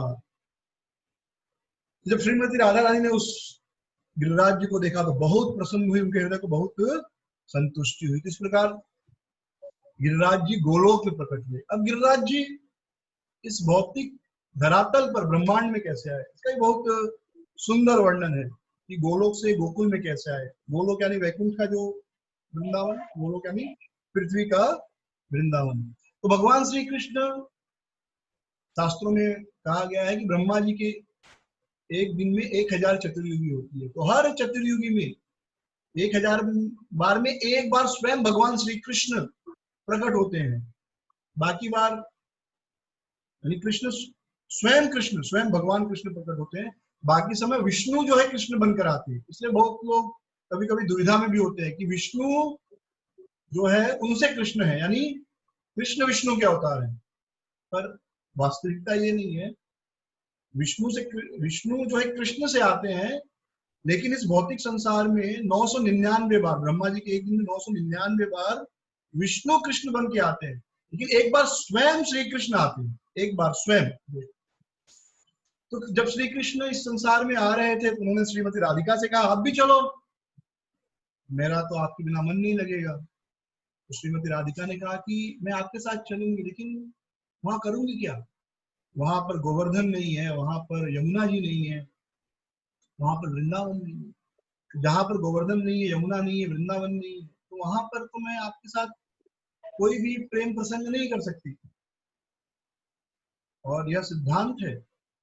हम देखते हैं कि जब गोपियों ने कृष्ण को कुरुक्षेत्र में देखा, गोपियों ने श्री कृष्ण को कुरुक्षेत्र में देखा, तो उनको कृष्ण अच्छे नहीं लगे, क्योंकि कुरुक्षेत्र में ना गोवर्धन है, ना यमुना जी है, यमुना जी है दूर है, और ना वृंदावन। ये तीनों जब एक स्थान पर होते हैं वहां पर जब कृष्ण होते हैं तब श्रीमती राधा रानी को कृष्ण बहुत प्रिय लगते हैं। तो राधा रानी की इच्छा से गिरिराज जी फिर इस संसार में प्रकट हुए। तो सबसे पहले गिरिराज जी कहाँ प्रकट हुए? सालमली द्वीप पर द्रोणाचल के पुत्र के रूप में। तो जब वे द्रोणाचल के पुत्र के रूप में प्रकट हुए तो बहुत विशाल आकार था उनका, और सारे पर्वत उनकी सेवा पूजा के लिए आए। सबने उनकी परिक्रमा की और सबने उनकी स्तुति की। हिमालय पर्वत, सुमेरु पर्वत, और सब उनकी प्रशंसा कर रहे थे कि हे गिरिराज, आप तो भगवान के व्यक्तिगत पर्वत हो, पर्सनल, जैसे पर्सनल बॉडी गार्ड होता है ना, वैसे पर्सनल आप उनके माउंटेन हो, पर्सनल पर्वत हो। आपको हम प्रणाम करते हैं, आप गोलोक के जो हो मुकुट हो, आप भगवान की छतरी हो। भगवान जब वृंदावन में जब इंद्र ने वर्षा की तो भगवान ने गोवर्धन को अपनी छतरी के रूप में उठा लिया, तो आप भगवान की छतरी हो। तो इस प्रकार सभी पर्वतों ने गिरिराज जी की खूब स्तुति की, उनकी पूजा की, उनकी परिक्रमा की। तो एक बार यूं हुआ कि पुलस्त्य ऋषि, जो कि काशी में भजन साधन करते हैं, काशी जहाँ पर शिव जी की नगरी है, हाँ, जो विश्वनाथ के रूप में काशी में विराजमान है, तो पुलस्त्य ऋषि एक बार काशी से इस स्थान पर गए। तो वहां पर उन्होंने गोवर्धन पर्वत को देखा। बहुत सुंदर पर्वत, खूब झरने हैं उसमें, पेड़ हैं, पौधे हैं, और अलग अलग प्रकार के फूलों के पेड़ हैं, लताएं हैं, कुंज हैं, और अच्छे से झरने बह रहा है उसमें से। मधुमक्खियां जो हैं वो गुनगुना रही हैं, कोयल कुहू कुहू कह रहे हैं, तोते सुंदर ध्वनि कर रहे हैं। सब वो सुंदरता का वातावरण। और आप एक चीज अनुभव करेंगे, ऐसे वातावरण में जब अच्छा होता है, ऐसे वातावरण में भजन, क्योंकि ये सतोगुण है ना, नदी बह रही है, पेड़ है, ये सतोगुण में, तो सतोगुण में भक्ति करना आसान होता है। तो पुलस्त्य ऋषि ने देखा तो उनको बड़ी बहुत इच्छा हो गई, अरे वाह। और गोवर्धन जी एकदम चमक रहे थे जैसे मणि चमक रहा हो, क्योंकि गोवर्धन जी वास्तव में मणियों से बने हैं। तो हमारी आंखों से हम देखते हैं तो हमको पत्थर लगता है, पर वास्तव में मणि है वो पूरे। श्री गोवर्धन जी अलग अलग प्रकार की मणियों से बने हुए हैं। तो हम सोचते हैं काश कितना अच्छा होता, मणि होते तो हम थोड़ा बहुत ले लेते। लेकिन आप सोचिए गोवर्धन जी करोड़ों साल से हैं, तो अगर गोवर्धन जी का मणि रूप दिखता तो हमारे लिए अब तक बचते नहीं, सब लोग लेके चले गए होते अब तक। ठीक है, तो अच्छा है उसी रूप में हमको दिखाई देते हैं। और मणि रूप में केवल वही लोग देख पाते हैं जो सच में उनके भक्त है, जिनको कोई भौतिक इच्छा नहीं, हमको वो शिला के रूप में दिखाई देते हैं, और वो भी उनकी विशेष कृपा है। तो पुलस्त्य ऋषि जो है द्रोणाचल पर्वत के पास गया, उनसे प्रार्थना की कि मैं काशी में रहता हूँ, जहाँ पर भगवान भोलेनाथ विश्वनाथ के रूप में वास करते हैं, और इतना पवित्र स्थान है कि कोई भी व्यक्ति जो वहां मृत्यु प्राप्त करता है उसे मुक्ति अवश्य मिलती है। काशी में कोई भी व्यक्ति मरे तो उसे मुक्ति अवश्य मिलती है। तो ऐसे पवित्र स्थान से मैं हूँ, लेकिन वहां पर एक समस्या है, एक तकलीफ है, वहां पर कोई पर्वत नहीं है, कोई भजन करने के लिए उचित स्थान नहीं है। तो हे द्रोणाचल पर्वत, मैं आपसे प्रार्थना करता हूँ, आपका यह जो पुत्र है, यह पुत्र मुझे दे दीजिए। इसे मैं लेकर जाकर काशी में स्थापित करूंगा, और मैं यहाँ पर भजन करूंगा। यह गोवर्धन जो है मुझे दे दीजिए। तो जब द्रोणाचल ने यह सुना, गोवर्धन के पिता, उनका हृदय एकदम दुख से भर गया। बोले अरे मेरे बेटे को मुझसे मांग रहे हैं, कौन चाहता कि कोई उनके बेटे को लेके जाए उनसे दूर, कोई भी हो, कितना ही बड़ा व्यक्ति हो, लेकिन अपने बेटे को अपने से दूर नहीं जाने देना चाहता। लेकिन फिर भी उनको डर था कि पुलस्त्य ऋषि बहुत बड़े शक्तिशाली ऋषि है, श्राप दे देंगे तो मुझे भी श्राप दे देंगे, मेरे बेटे को भी श्राप दे देंगे, सबको श्राप दे देंगे, तो मेरे बेटे के लिए अच्छा क्यों चले जाए। तो उन्होंने गोवर्धन से कहा कि गोवर्धन आप जाओ और पुलस्त्य ऋषि की सेवा करो। तो गोवर्धन ने पुलस्त्य ऋषि से कहा कि हे मुनिवर, मैं आपके साथ चलूंगा, लेकिन आप मुझे लेके कैसे जाएंगे, मैं जाऊंगा कैसे। तो पुलस्त्य ऋषि ने कहा आप उसकी चिंता मत करो, मैं आपको बड़े आसानी से उठा लूंगा। तो गोवर्धन ने कहा ठीक है, लेकिन मेरी एक शर्त है, मेरी एक कंडीशन है। कंडीशन यह है कि एक बार आप मुझे जहां रख देंगे मैं वहां से उठूंगा नहीं। तो गोवर्धन पुलस्त्य ऋषि ने कह दिया ठीक है, कोई बात नहीं, और उनको अपनी शक्ति का अभिमान भी था। बोले हाँ लेके चलूंगा, कोई समस्या नहीं है। तो पुलस्त्य जी अपने हाथों पर गोवर्धन को उठाए, ऐसे उठा लिए। इतने बड़े मिस्टिक थे, इतनी उनकी योग्यता थी, इतने बड़े वो तपस्वी थे, योगी थे। ये भजन का बल होता है, शक्ति होती है। तो वे गोवर्धन को उठाकर लेकर जाने लगे। तो काशी पहुंचने वाले थे, उसके पहले वो ब्रज भूमि से गुजर रहे थे, जहां पर आज वो गिरिराज जी विराजमान है, बस वहीं से गुजर रहे थे। और जैसे ही गोवर्धन ने उस ब्रज भूमि को देखा, यमुना जी को देखा, वृंदावन को देखा, तुरंत उनके मन में पूर्व स्मृति हो गई पहले। हाँ, कि पहले कैसे भगवान श्री कृष्ण मुझ पर खेला की, मुझ पर खेलते थे और मेरे पर्वत पर, मेरी गुफाओं में लीलाएं किए हैं, गोलोक में, गोकुल में, और पहले के कल्पों में भी। यह लीला बार बार हर कल्प में होती है। तो उन्होंने कहा कि मैं तो केवल कृष्ण के लिए हूँ, कोई और मेरा भोग नहीं कर सकता। तो क्या क्या गिरिराज जी ने अपने आप को खूब भारी कर लिया, खूब भारी कर लिया। इतने भारी हो गए कि पुलस ऋषि को पसीना आने लगा। तो एकदम थक गया। तो आदमी थक जाता तो क्या करता है, थोड़ी देर के लिए वजन नीचे रख देता है। तो पुलस ऋषि ने गिरिराज जी को नीचे रख दिया, आज जहां पर है गिरिराज जी। फिर पुलस जी गए, यमुना जी में स्नान वगैरह करके आए। फिर गिरिराज जी को बोलो चलो चलना है। फिर गिरिराज जी टस से मस्त नहीं हो रहे, वही रुके। फिर पुलस ऋषि ने बोला अरे भाई चलो चलेंगे, क्या हो गया, नाराज हो क्या, क्यों नाराज हो, चलो बहुत अच्छी जगह है, काशी में बहुत आनंद आएगा। हाँ, इस प्रकार मनाने लगे। लेकिन गिरिराज जी उठने को तैयार नहीं। पुलस ने कहा क्यों, कुछ नाराज हो क्या, मेरे से कुछ गलती हो गई। तो गिरिराज जी ने कहा देखिए, आप एग्रीमेंट भूल गए। हमारे बीच क्या एग्रीमेंट हुआ था, क्या समझौता हुआ था कि एक बार आप मुझे जहां रख देंगे मैं वहां से उठूंगा नहीं। ये हमारे बीच की बातचीत हुई थी। तो अब मैं नहीं उठूंगा। लेकिन आदमी की ऐसा कोई इच्छा हो जाए तो सब कुछ भूल जाता। तो उनको तो इच्छा थी, गोवर्धन से प्रभावित थे गोवर्धन। उनके मन में इच्छा थी कि मैं गोवर्धन को काशी में लेके जाऊं और वहां पर भजन करूंगा। तो खाली उनके दिमाग में वही चल रहा था, बाकी सब भूल गए थे। उन्होंने कहा नहीं नहीं चलो चलो मेरे साथ चलो, भूल जाओ सब कुछ। गिरिराज जी ने कहा नहीं, मैं नहीं चलूंगा। तो कामेश क्रोधेश, जब आदमी की इच्छा पूरा नहीं होती तो क्रोध आता है। आप देखिए बच्चों में भी देखिए, सबके अंदर एक चीज, एक छोटे बच्चा कुछ मांगता है, आप नहीं देते तो गुस्सा आता है, बर्तन उठा के फेंक देता है, सर जमीन पर पटक लेता है, क्रोध प्रकट करता है। तो कामेश क्रोधेश, क्रोध आया उनको, गिरिराज जी को, हाँ, पुलस्त्य ऋषि को। और उन्होंने श्राप दिया, हे घमंडी पर्वत, इतना घमंड है तुम्हें, इतना एरोगेंस है, इतना घमंड है, मैं तुम्हें श्राप देता हूं, मैं तुम्हें श्राप देता हूं कि तुम रोज सरसों का, सरसों जितना छोटा होता है, सरसों के दाने जितना तुम्हारा, तुम कम होते जाओगे, सरसों के आकार जितना रोज। यानी सोचिए जितने बड़े गोवर्धन पर्वत हैं उतना सरसों रख दीजिए और रोज एक एक दाना निकालते जाइए। तो उस समय गोवर्धन जी इतने ऊंचे थे, इतने ऊंचे थे कि कहते हैं कि जो गोवर्धन पर्वत पर घास उगती थी, सूर्य देव का घोड़ा वहां से जाता था, बीच में रुकता था, घास खाता था, फिर आगे जाता था।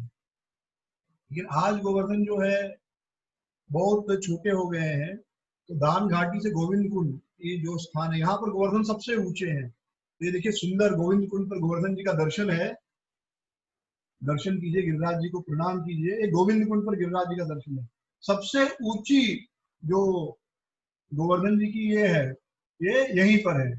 इसके बाद गिरिराज जी इसके पहले भी बहुत छोटे हैं और इसके बाद भी बहुत कम आकार हो गया, कहीं कहीं तो जमीन में छुप गए, है ही नहीं। तो इस प्रकार गोवर्धन जी इस भौतिक संसार में प्रकट हुए। फिर और एक कथा आती है, गिरिराज जी कैसे प्रकट हुए। तो यूं हुआ कि जब रावण ने सीता माता का हरण कर लिया तो भगवान राम लंका जाने वाले थे, लंका जा रहे थे, लेकिन बीच में समुद्र था। तो सेतु बंध का काम प्रारंभ हुआ, ब्रिज बनाने का काम प्रारंभ हुआ। तो सबको आदेश हुआ भाई सब लोग पत्थर लेकर आओ, क्योंकि ब्रिज बनाने के पत्थर लगेंगे। तो हनुमान जी ने सोचा मैं जाता हूँ उत्तराखंड, गोवर्धन जी को लेकर आता हूँ, एक गोवर्धन को रख देंगे, पूरा काम पूरा हो जाएगा। तो वे गए गोवर्धन को लाने। और जब वे ला रहे थे गोवर्धन को उत्तर भाग से, नॉर्थ से, और जब गिरिराज, जहाँ गिरिराज जी वहां तक पहुंचे, तब तक आकाशवाणी हुई कि हनुमान जी गिरिराज जी को यहीं रख दो, समुद्र बन गया है। और हनुमान जी ने गिरिराज जी को वहीं रख दिया। तुम्हारे मन में प्रश्न आएगा कौन सी कथा सही है। कथा दोनों सही है, क्योंकि ये लीलाएं नित्य होती हैं हर कल्प में। ब्रह्मा जी के जो एक दिन में ये लीला एक बार जरूर होती है। ब्रह्मा जी के एक दिन में कितने युग होते हैं? 1000 चतुर्युगी बीतती है और एक युग में स्वयं श्री कृष्ण आते हैं, यानी उस युग में तो जरूर ये लीला होती है कृष्ण की। तो ये लीलाएं नित्य है। तो ऐसा सोचना कि दो दो बार कैसे गोवर्धन प्रकट हुए, नहीं, हर बार प्रकट होते हैं इस भौतिक धरातल पे। तो इस प्रकार हनुमान जी ने गोवर्धन जी को वहीं रख दिया और गोवर्धन प्रकट हुए। लेकिन गोवर्धन जी को बहुत दुख हुआ। उन्होंने हनुमान जी से कहा कि देखो, आपके कारण, आप थोड़ा तेजी से चलते, मुझे भी भगवान राम के चरणों का स्पर्श मिलता। जब गिरिराज जी, जब ब्रिज बनता मेरे पत्थरों से, भगवान उस पुल के ऊपर मेरे ऊपर कदम रखकर लंका जाते और मुझे उनके चरणों का स्पर्श प्राप्त होता। लेकिन आपके कारण मुझे स्पर्श प्राप्त नहीं हुआ, मैं आपको श्राप दूंगा। तो हनुमान जी ने कहा, देखिए गिरिराज जी, आप नाराज मत होइए, क्रोधित मत होइए। द्वापर युग में जब स्वयं गोलोक बिहारी भगवान श्री कृष्ण आएंगे, श्री रामचंद्र जी कृष्ण रूप में प्रकट होंगे, तो उस समय वे आपको अपने चरणों का भी स्पर्श देंगे और अपने हाथों का भी स्पर्श देंगे। कि अपने हाथों से आपको उठाएंगे और आपको अपने पूरे शरीर का स्पर्श देंगे। अगर वो खाली ब्रिज बनते, गोवर्धन जी खाली ब्रिज के रूप में रहते, भगवान चल के उस तरफ चले जाते, काम खत्म। लेकिन भगवान आपके ऊपर सोएंगे, आपके ऊपर खेलेंगे, आपका दिया हुआ फल खाएंगे, आपके पर्वत से जो झरने बह रहे उसमें नहाएंगे और इस प्रकार पूरे शरीर का स्पर्श आपको प्राप्त होगा। तब गिरिराज जी बहुत प्रसन्न हो गए और इस प्रकार गिरिराज जी संसार में प्रकट हुए। तो गिरिराज जी है कौन? ये बड़ा कंफ्यूजिंग प्रश्न है। लोग बहुत दुविधा में आ जाते हैं। लोग भगवान है कि भक्त है? वास्तव में गिरिराज जी भक्त भगवान है। जैसे बलराम जी क्या है? भक्त भगवान है, लेकिन भक्त है, सर्वेंट गॉड, सेवक भगवान। कृष्ण है सेव्य भगवान, एकले ईश्वर कृष्ण और सब भृत्य। एकमात्र ईश्वर जो है कृष्ण है, बाकी सब उनके सेवक हैं। तो कृष्ण जो है वो क्या है? सेव्य भगवान है, सब उनकी सेवा करते हैं।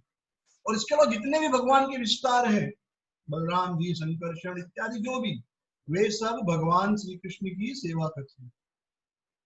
जैसे बलराम जी जब श्री कृष्ण के साथ होते हैं तो सेवक हैं, स्वतंत्र रूप से स्वामी है। जब वो कृष्ण के साथ नहीं होते तो स्वामी और वो भगवान के रूप में हम उनकी पूजा करते हैं। लेकिन जब बलराम जी कृष्ण के साथ होते हैं तो हमेशा वो सेवक के भाव में कृष्ण की सेवा करना चाहते हैं। उसी प्रकार गिरिराज जी भी कौन है भगवान, साक्षात श्री कृष्ण ही है, लेकिन सेवा करना चाहते हैं। तो जब ये भाव कब प्रकट हुआ? तो Shri Prabhupada ji Krishna the supreme personality of Godhead, Shri Krishna पूर्ण पुरुषोत्तम भगवान, इस किताब में बहुत सुंदर रूप से वर्णन करते हैं कि गोवर्धन पूजा, आगे हम गोवर्धन पूजा की कथा करेंगे। जब गोवर्धन पूजा की सब तैयारी पूरी हो गई, सारे भोग लग गए, अन्नकूट लग गया, तब एकाएक श्री कृष्ण खूब विशाल रूप लिए, एकदम विशाल जायंटिक फॉर्म में खूब विशाल रूप लेकर प्रकट हुए और उन्होंने कहा कि मैं ही गोवर्धन हूं, मैं और गोवर्धन ये अलग अलग नहीं है। और फिर जितना भी भोग लगा था, वो बहुत भोग लगा था, सब खाने लगे। तो जनरली लोग, साधारण रूप से क्या होता है कि भगवान को भोग लगाते हैं तो उसके बाद वापस हमको मिलता है खाने के लिए। तो पूज्य परम पूज्य राधा गोस्वामी महाराज जी कथा में बता रहे थे कि कुछ ग्वाल बाल लेके बोले, अरे देखो साला सब खा जाएगा, हमारे लिए कुछ बचेगा ही नहीं। क्योंकि कुछ तो मिलता है ना। तो ब्रजवासी जो ऐसे ही बात करते हैं, आप देखिए तो ब्रजवासी गाली देके बात करते हैं, लेकिन बड़ा मीठा लगता है जब गाली भी देते तो। तो भगवान सब खा रहे थे और इस प्रकार यह सिद्ध हुआ कि गिरिराज जी और कृष्ण दोनों एक ही है, दोनों अलग अलग नहीं है, दोनों एक ही है।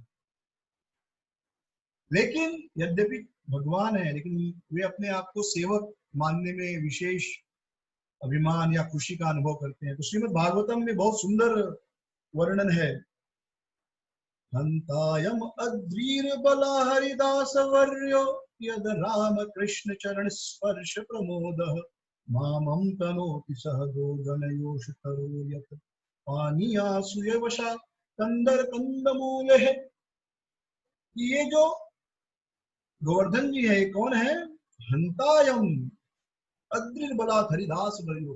तो भगवान श्री कृष्ण के सेवक है हरिदास वर्यो, इसमें सबसे श्रेष्ठ सेवक है। कैसे? भगवान के बहुत सारे सेवक है, अनगिनत सेवक है, लेकिन ये सबसे श्रेष्ठ सेवक है हरिदास वर्यो। वर मतलब सबसे श्रेष्ठ, वर्यो सभी भगवान के सेवकों में सबसे बेस्ट सेवक है। कैसे? यदि राम कृष्ण चरण स्पर्श प्रमोद, राम कृष्ण के चरणों जब उनको स्पर्श प्राप्त होता है बहुत खुश हो जाते हैं वे। भगवान राम कृष्ण हमेशा गिरिराज जी के ऊपर गाय चराते थे, बछड़े चराते थे, राधा रानी के साथ लीला करते थे, अपने गोप सखाओं के साथ लुका छुपी खेलते थे, फल तोड़कर खाते थे, झरने में नहाते थे। तो हमेशा गिरिराज जी के ऊपर चलते थे, बैठते थे। मामम तनोति सह गो गणयोष तरोर्यत्। और यह जो गोवर्धन जी हैं, यह केवल कृष्ण ही नहीं, उनके साथ जो गैया है, उनके सखागण हैं, यानी ग्वाल बाल कृष्ण बलराम, इन सबकी वो सेवा करते थे। उनको जो जरूरत है, खेलने कूदने में जो कुछ जरूरत पड़ती है, जैसे आप खेलते कूदते हो तो भूख लगती है, प्यास लगती है, उनके लीला में आनंद के लिए जो कुछ चाहिए, क्या क्या? पानी। आप इनको प्यास लगती है जब भी हम खेलते हैं, तो पानी, सुयवस।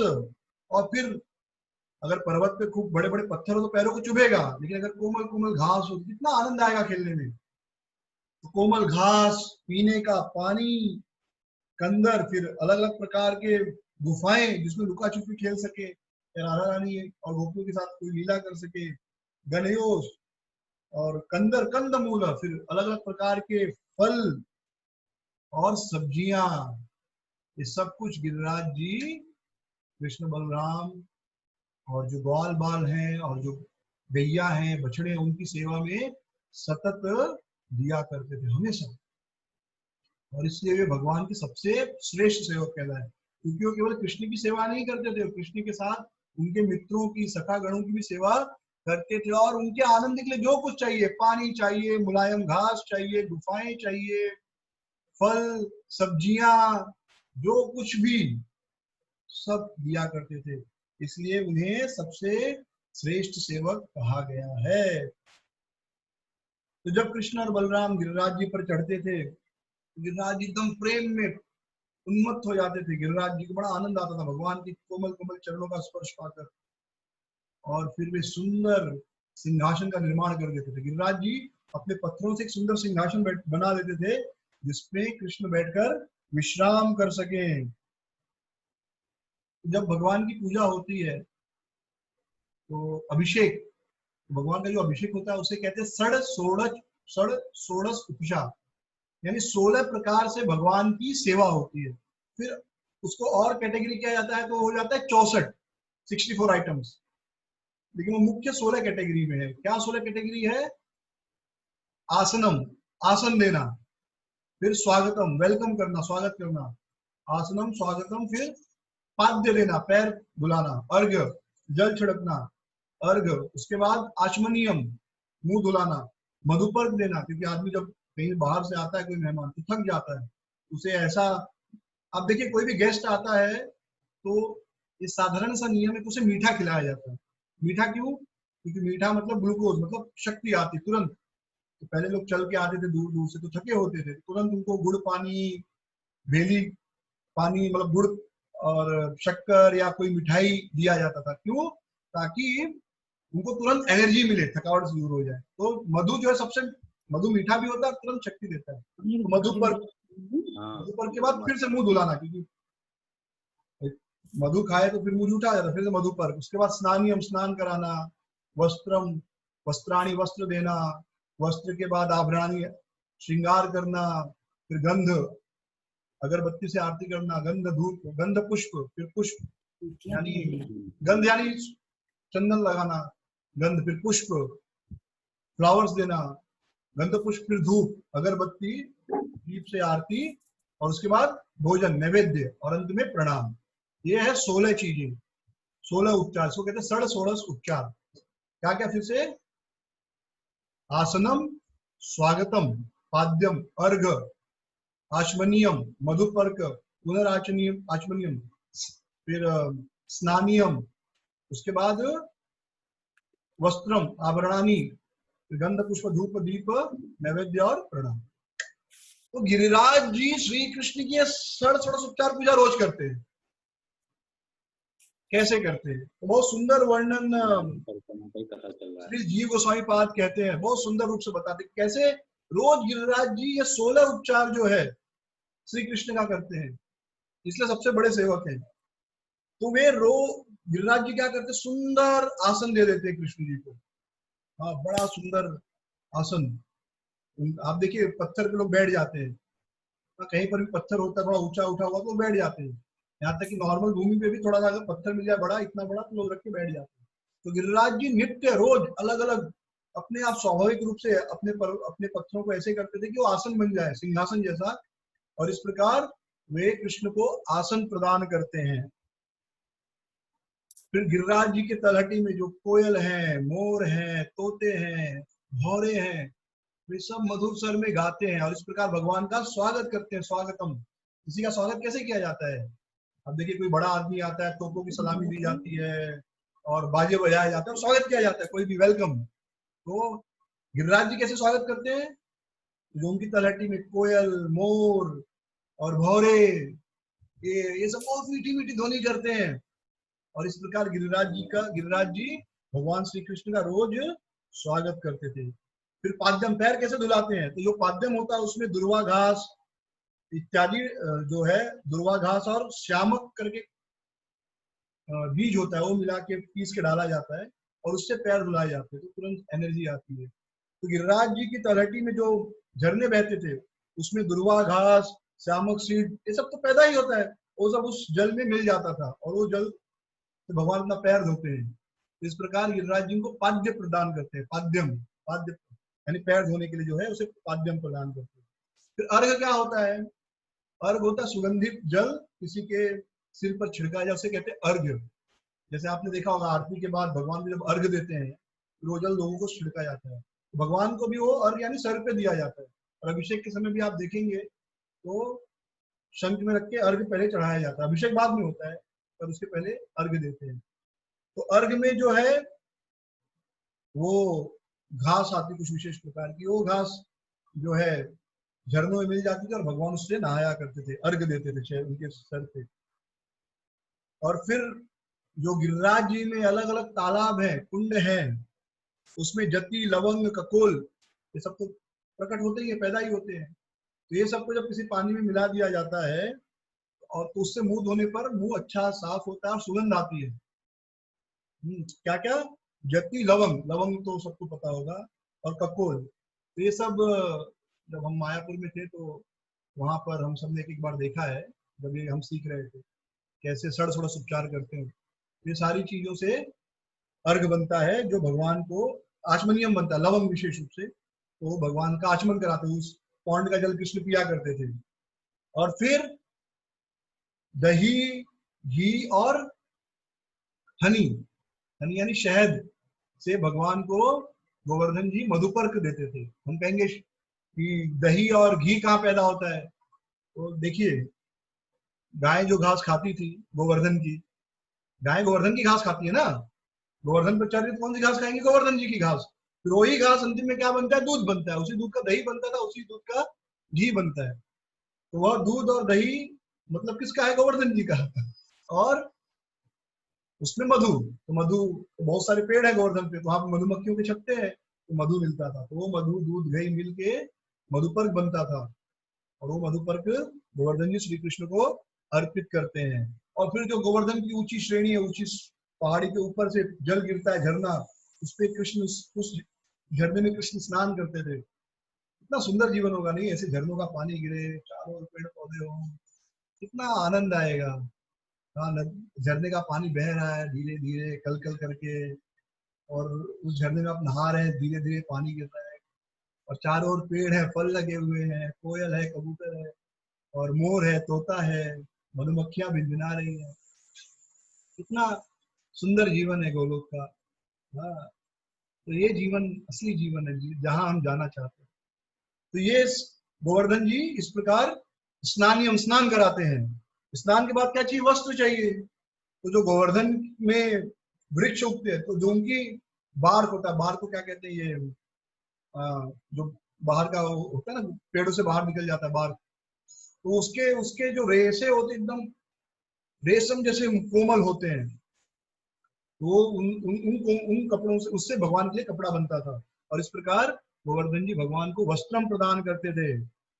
और गोवर्धन जी में जो सुंदर खनिज और चंदन उगते थे, उससे भगवान को क्या कहते, गंध, अलग अलग प्रकार का भगवान श्रृंगार करते थे, सुगंधित गंध हो गया।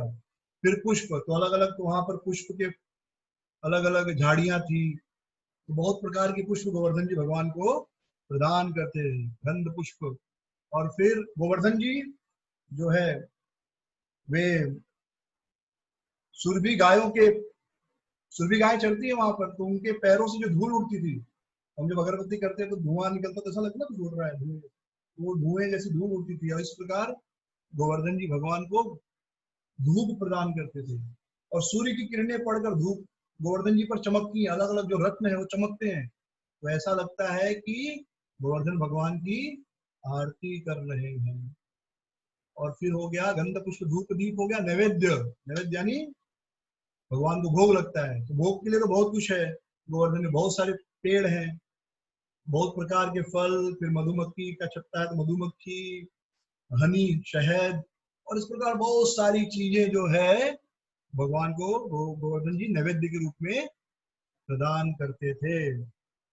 और भगवान के चरणों में पड़े हैं, तो इस प्रकार वो भगवान को प्रणाम करते हैं। तो इस प्रकार षोडश उपचार जो है गिरिराज जी नित्य भगवान श्री कृष्ण का करते हैं, इसलिए वे सभी भक्तों में सबसे श्रेष्ठ हैं। ये हमारा जो इस्कॉन मंदिर है मायापुर का, वहां पर ये गिरिराज जी का पूजा होता है, दर्शन कीजिए। ये आप जब राधा माधव ऑल्टर में जाएंगे, दर्शन हो रहा है अच्छे से, राधा माधव जो है हमारा मंदिर, वहां पर ये गिरिराज जी हैं, बहुत सुंदर अर्चा विग्रह, कृष्ण भगवान के नीचे वाले इसमें आपको वो जो दर्शन दिखाई देगा।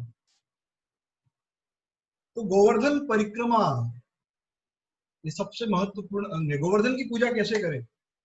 गोवर्धन की पूजा उनको नैवेद्य दे सकते हैं, अगरबत्ती भी दिखा सकते हैं, पर गोवर्धन की सबसे मुख्य पूजा क्या है? गोवर्धन परिक्रमा, उनकी परिक्रमा करना, उनकी चारों ओर चक्कर लगाना। तो गोवर्धन परिक्रमा का अर्थ क्या है? परिक्रमा यानी चक्कर लगाना। तो आप किसी के चारों ओर चक्कर लगा रहे हो, मतलब वह व्यक्ति या वह वस्तु आपके जीवन के केंद्र में है, मुख्य बिंदु है वह। तो गोवर्धन परिक्रमा का अर्थ है गोवर्धन जी, गिरिराज जी जो भगवान के सबसे बड़े सेवक हैं, वो हमारे जीवन के केंद्र है, या भगवान श्री कृष्ण हमारे जीवन के केंद्र है। जो हमारे जीवन के केंद्र में होता है, उसी के चारों ओर हमारा जीवन घूमते रहता है। यानी हमारा जीवन कृष्ण के चारों ओर घूमता रहे। जैसे एक माँ होती है, उसका पूरा जीवन एटलीस्ट जब तक बच्चे की शादी नहीं होती तब तक वो बेटे के लिए घूमते रहता है। सुबह उसके लिए खाना बनाएगी, स्कूल जा रहा है, फिर उसके कपड़े धोएगी, उसका ब्रेकफास्ट रेडी, लंच रेडी करेगी, डिनर रेडी करेगी, पूरा दिन कपड़े प्रेस करना, ये वो पूरा दिन ही वो बच्चे के पीछे जाता है, यानी बच्चा केंद्र में है। या एक गृहिणी है तो पति के लिए, पति के केंद्र में रखते पूरा दिन उसका पति के लिए जाता है। तो इस प्रकार जो है जीवन जो है, पति या पुत्र ये जीवन में उनके केंद्र में होते हैं, माता के या पत्नी के। तो उसी प्रकार श्री कृष्ण हमारे जीवन के केंद्र हैं। भगवान श्री कृष्ण हमारे जीवन के केंद्र हैं, ये वास्तविक अर्थ है गोवर्धन परिक्रमा का। और कोई अर्थ नहीं, फेरी मारना नहीं है। वास्तविक अर्थ है कि भगवान श्री कृष्ण ही हमारे जीवन के केंद्र में है। तो गोवर्धन परिक्रमा बहुत महत्वपूर्ण है। तो जब अन्नकूट हुआ, गिरिराज जी की पूजा हुई, भगवान गिरिराज जी को अन्नकूट लगा, भगवान ने भोजन कर लिया, कृष्ण भगवान ने भोजन कर लिया, फिर उन्होंने आदेश दिया, गिरिराज जी ने आदेश दिया कि अब सब लोग इस गिरिराज जी की परिक्रमा करो। और इस परिक्रमा, और जो कोई परिक्रमा नहीं करेगा, इस गिरिराज जी की तलहटी में बहुत सारे सांप है, उसको काट लेंगे। और जो परिक्रमा करेगा उसे उसका मनोवांछित फल प्राप्त होगा। तो इस प्रकार गोवर्धन परिक्रमा की परिपाटी प्रारंभ हुई, ब्रजवासियों ने प्रारंभ किया। सारे ब्रजवासी बहुत प्रसन्न हो गए, सुंदर बैलगाड़ियां सजाई गई, तो सारी स्त्रियां और बच्चे बैलगाड़ी में बैठ गए और पुरुष पैदल परिक्रमा किए, स्त्रियां और बच्चे बैलगाड़ी में बैठकर। यानी स्त्रियां और बच्चे अगर गोवर्धन परिक्रमा रिक्शे में बैठकर करते हैं तो उनको पूरा फल मिलता है। उनको जरूरी नहीं कि पैदल करें, वो गाड़ियों में बैठ के कर सकते हैं। सारी स्त्रियां इत्यादि गाड़ी में बैठ गई, बैलगाड़ी में, और पुरुष जो थे पैदल परिक्रमा किए। जो पुरोहित थे वो साथ में चल रहे थे, मंत्र उच्चारण कर रहे थे, यजमानों को बता रहे थे ये स्थान है, ये स्थान है। और तब से लेकर आज तक लाखों लाखों लोग श्री गिरिराज जी की परिक्रमा करते हैं। ये देखिए सुंदर गिरिराज जी का दर्शन, गिरिराज जी की तलहटी देखिए, कितने सुंदर जो शिलाएं हैं, पर्वत है, कितने सुंदर दर्शन है। तो हम राधा कुंड से अब आगे बढ़ेंगे, थोड़ा परिक्रमा मूड में आएंगे। देखिए परिक्रमा मूड में थोड़ा आ जाइए, ये है परिक्रमा, ऐसे परिक्रमा करनी। थोड़ा भाव लाइए कि आप भी अब गिरिराज जी के तलहटी में हैं और नंगे पांव देखिए परिक्रमा कर रहे हैं, तो मन से पहुंच जाइए अब गिरिराज परिक्रमा करने के लिए। अब यहाँ से हम गिरिराज जी की परिक्रमा प्रारंभ करेंगे। जब हम अब राधा कुंड में थे, अब तक राधा कुंड से आगे निकलेंगे। राधा कुंड से आते आते कुसुम सरोवर आते हुए हम पहुंचेंगे मानसी गंगा और दान घाटी। तो सबसे पहले मानसी गंगा, हरे कृष्ण म्यूट पे रखिए सब लोग, आवाज आ रही है। मानसी गंगा जो है ये भगवान श्री कृष्ण के मन से प्रकट हुई और ये स्वयं गंगा देवी है। मानसी गंगा और गंगा जी में कोई अंतर नहीं है, बल्कि मानसी गंगा श्रेष्ठ है। तो गंगा जी जो कि क्षीर सागर की जल है, तो उनको वराह देव, उनको वामन देव के चरणों का स्पर्श मिला। वामन देव जी ने जब 3 कदम भूमि नापी तो 1 कदम कहाँ गया? वैकुंठ की ओर। तो जो क्षीर सागर था उसको छेदते हुए ऊपर गया। वह जल वामन जी के चरणों को छूते हुए संसार में प्रकट हुआ।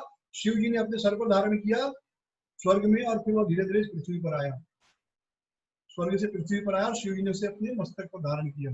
तो सोचिए वामन देव जी के चरणों को, वामन देव जी कौन है? कृष्ण के अंश अवतार हैं, एक अंश है वो।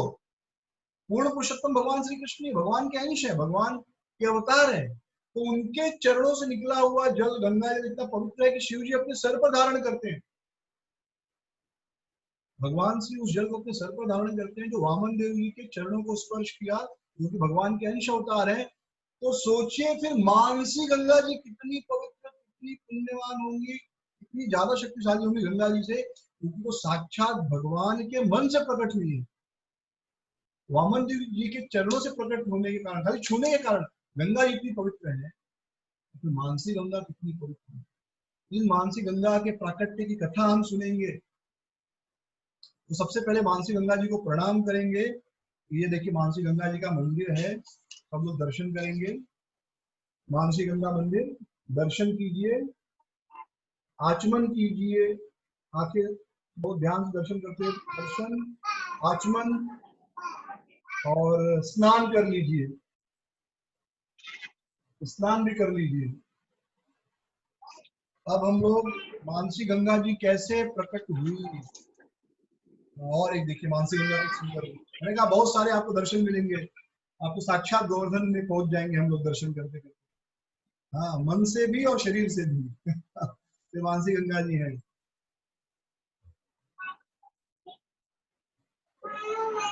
हरे कृष्ण, म्यूट ऑफ मत कीजिए, बहुत डिस्टर्ब हो रहा है, बार बार मुझे बोलना पड़ रहा है, अच्छा नहीं लग रहा है, कृपया थोड़ा ध्यान दीजिए। तो मानसी गंगा प्रकट कैसे हुई? तो एक समय की बात है, भगवान श्री कृष्ण यमुना नदी के किनारे गोवर्धन के करीब गाय चरा रहे थे। तो एक वत्सासुर, एक असुर, जो एक छोटे से वत्स का रूप लेकर आया था, यानी बछड़े का रूप, और भगवान के जो बछड़े थे उसमें मिल गए। तो उसकी योजना थी कि खेल खेल में कृष्ण और बलराम को मार देंगे, लेकिन भगवान पहचान गए कि ये तो असुर है, और भगवान श्री कृष्ण ने उस वत्सासुर का, उस असुर का वध कर दिया, बड़े आसानी से वध कर दिया।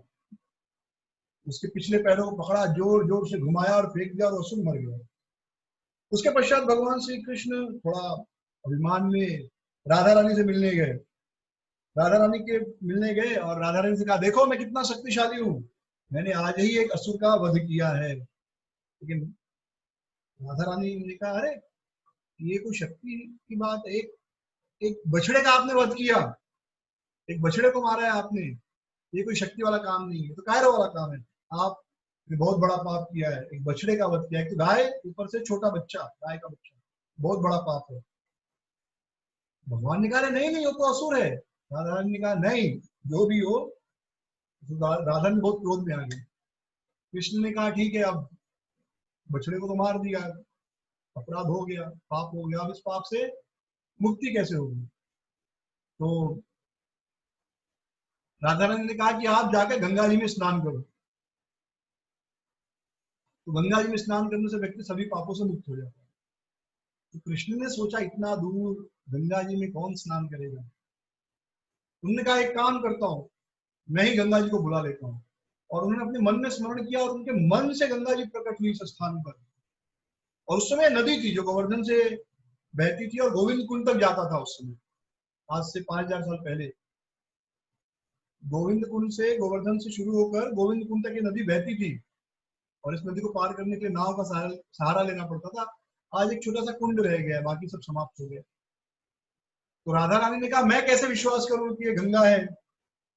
ब्रज में तो इतने सारे नदी है, इतने सारे कुंड है, तालाब है, तो ये गंगा नदी है मैं कैसे मानूं? कोई और भी नदी हो सकती है। तो कृष्ण ने कहा, ठीक है मैं शुद्ध करता हूँ। और उन्होंने कहा, गंगा मैया, गंगा मैया, ऐसे जोर जोर से पुकारा, गंगा गंगा।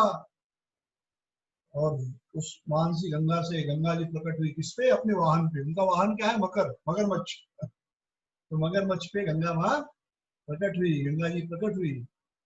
और जब गोपियों ने देखा ये तो स्वयं गंगा जी है, गंगा देवी है, तब उनको विश्वास हुआ कि ये जो है गंगा जी है, ये नदी जो है गंगा है। तो इस प्रकार मानसी गंगा जो है इस स्थान पर प्रकट हुई।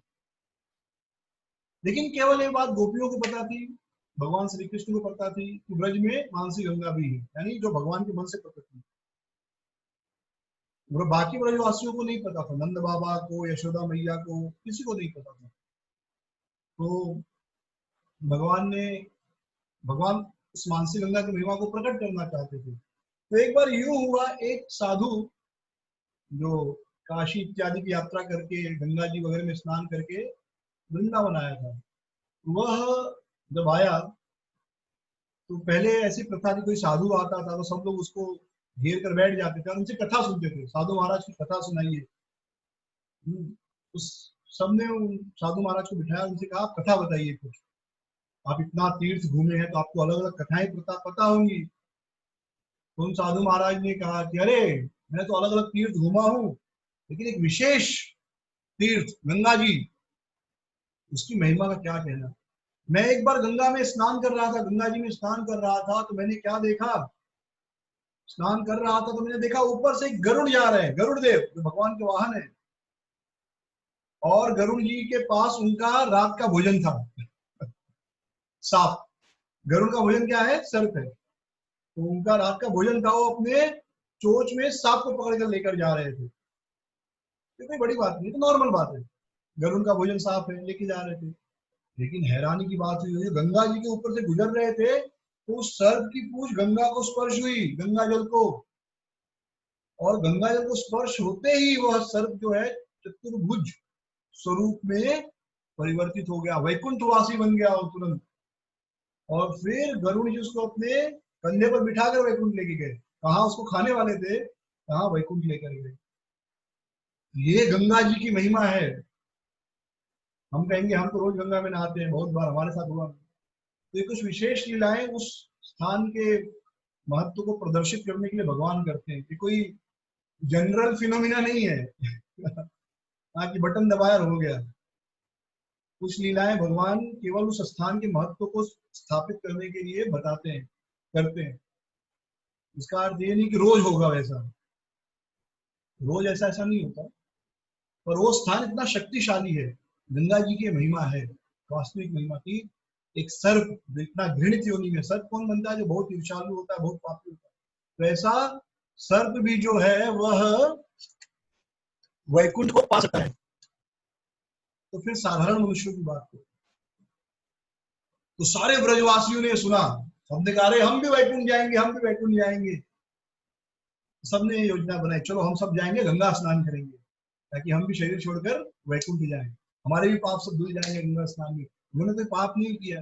और नंद बाबा क्या है? गृहस्थ है, और गृहस्थों का ये गृहस्थों की जिम्मेदारी है, भले वो मुक्त हो, लेकिन जब तक वो गृहस्थ के भाव में है, गृहस्थ की जिम्मेदारी में, तब तक उनका कर्तव्य है जो भी रीति रिवाज है, कर्म कांड, उसका पालन उन्हें करना चाहिए। तो एक गृहस्थ के लिए गंगा स्नान करना, पिंड दान देना ये आवश्यक है, उसे करना चाहिए। जरूरत नहीं है, जो कृष्ण भक्त है, भगवान का नाम जप कर रहा है, उसे जरूरत नहीं है, लेकिन फिर भी उसे करना चाहिए, फिर भी उसे करना चाहिए। नहीं तो धीरे धीरे क्या होता है, ऐसे लोग भी जो सच में भक्त नहीं है, खाली माला फेर रहे हैं, लेकिन भगवान के लिए कोई प्रेम नहीं, और फिर अपना जो कर्म कांड वो भी छोड़ देते हैं और बाद में माला करना भी छोड़ देते हैं, दोनों समाप्त हो जाते हैं। तो हम नियमों में बंधे रहे ताकि हमारी भक्ति अच्छे से होती रहे। तो ये जो नियम है गृहस्थों के लिए, भगवद गीता में बहुत सुंदर रूप से 3रे अध्याय में भगवान ने बताते हैं, ये करना चाहिए हम। तो भले आप नाम जप कर रहे हैं, दीक्षा हो गया है, सब कुछ, हाँ संन्यास हो गया तो अलग बात है, अन्यथा ये जो भी परंपरा है उसका पालन करना चाहिए, परंपरा नहीं तोड़ना चाहिए। तो इसलिए नंद बाबा गृहस्थ है, तो गांव वालों को लेकर चलने के लिए तैयार हो गए, भगवान भी उनके साथ चले, हम भी जाएंगे गंगा नहाने। तो चलते चलते वे सब मानसी गंगा पहुंचे। तो भगवान ने सोचा है सारे ब्रजवासी, भगवान खुद व्रज छोड़ के बाहर नहीं जाते, वृंदावन छोड़ के बाहर नहीं जाते, तो अपने परिकरों को कैसे जाने देंगे? और भगवान के परिकर कभी वृंदावन छोड़कर बाहर जाते ही नहीं। भगवान ने कहा इनको बाहर जाने नहीं दूंगा। तो भगवान ने नंद बाबा से कहा, बाबा गंगा क्यों जा रहे हो? आपको पता है यहाँ पर भी गंगा है, हमारे हमारे वृंदावन में भी गंगा है, हमारे ब्रज में भी गंगा है। नंद बाबा ने कहा, अरे बेटा, हमारे ब्रज में तो कितनी सारे तालाब है, नदियां हैं, कुंड हैं, तो उसमें गंगा कौन सी कैसे पता चलेगा? और वह गंगा, इसका क्या प्रमाण है? भगवान ने कहा नहीं नहीं है, गंगा जी है, मुझे पता है, आप सब चलो। और वो सबको साथ में लेकर मानसी गंगा के पास गए, और उन्होंने नंद बाबा से कहा, बाबा ये गंगा जी हैं। तो नंद बाबा ने कहा, अच्छा, लेकिन कैसे पता चलेगा ये गंगा जी है? तो उस समय सारी गोपियां, उन्होंने तो साक्षात दर्शन किए थे गंगा मैया के, वो सब सामने आए। साधारण रूप से वे कृष्ण के साथ और किसी की बातचीत हो तो उसमें वे इन्वॉल्व नहीं होते, क्योंकि वो नहीं चाहते कि किसी को पता चले कि कृष्ण के साथ उनका कुछ संबंध है। लेकिन यहाँ पर वे आगे आए और उन्होंने कहा, हाँ हाँ बाबा, हमने भी देखा है, ये गंगा देवी ही है। तो नंद बाबा ने कहा, अच्छा, लेकिन विश्वास नहीं होता है भाई, गोपियों की भी बात सुनकर, कन्हैया की बात सुनकर भरोसा नहीं हुआ। तो नंद बाबा ने कहा, ठीक है। कन्हैया ने कहा, मैं बताता हूँ, सिद्ध करता हूँ। और उन्होंने जोर जोर से चिल्लाया, गंगा गंगा गंगा गंगा मैया, ऐसे उन्होंने आवाज लगाई।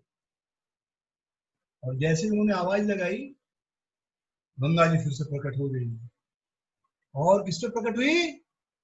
अपने वाहन मगरमच्छ पे, मकर में। तो उस वाहन में वो प्रकट हुई। तो सारे ब्रजवासी बहुत आनंद में आ गए, सबने गंगा मैया को प्रणाम किया और सबने मानसी गंगा में स्नान किया। तो इस प्रकार जो है मानसी गंगा जी वहां पर प्रकट हुई है। ये देखिए बहुत सुंदर दृश्य है मानसी गंगा का, बहुत ही सुंदर सुनहरा दृश्य मानसी गंगा जी का।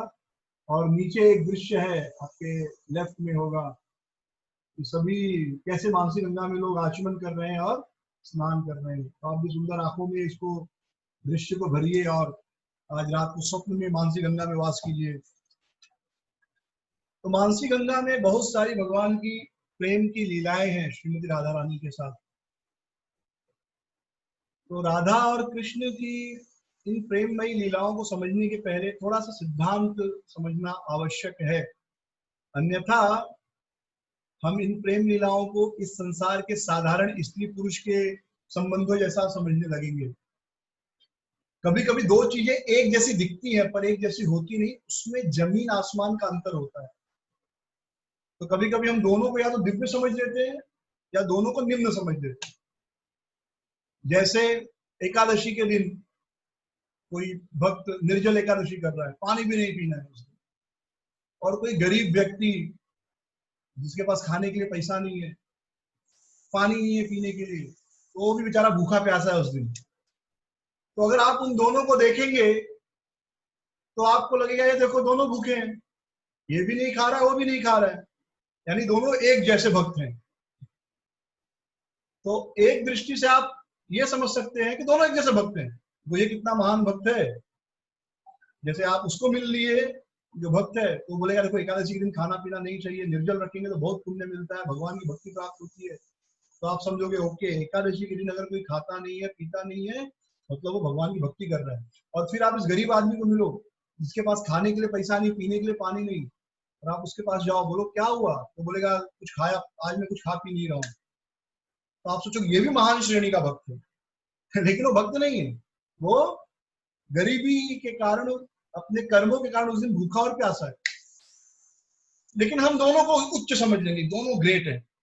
इसका उल्टा समझो, आप पहले उस गरीब आदमी को मिले और उसको बोले अरे आप कुछ खाए नहीं, बोलेगा अरे गरीबी के कारण मेरे पास पैसे नहीं है, कुछ खाने के लिए भी नहीं, पैसे पीने के लिए पानी भी नहीं, खाने के लिए पैसे भी नहीं। तो आपको मालूम पड़ेगा ओके, जिसके जो खाता पीता नहीं है मतलब वो गरीब है। और उस दिन आप किसी भक्त को मिल गए, बोलोगे आप लोग कुछ खा पी नहीं रहे, बोले नहीं आज हम कुछ खाएंगे पिएंगे। तो आप बोलेगा अच्छा ये खा पी नहीं रहा, ये भी गरीब है। तो यानी दोनों दिख रहे हैं बाहर से कि दोनों खा पी नहीं रहे, लेकिन एक केस में आप दोनों को उच्च समझ लेंगे कि दोनों महान श्रेणी के भक्त हैं, या आप पूरी तरह गलत समझ लेंगे कि दोनों एकदम गरीब है, भिखारी है, खाने के लिए खाना नहीं, पीने के लिए पानी नहीं। लेकिन सच्चाई क्या है? सच्चाई यह है कि एक महान कोटि का भक्त है, तपस्या कर रहा है, कृष्ण को पाना चाहता है, और एक जो है बेचारा भूखा प्यासा, उसके कर्म इतने खराब है कि आज पीने के लिए भी पानी नहीं।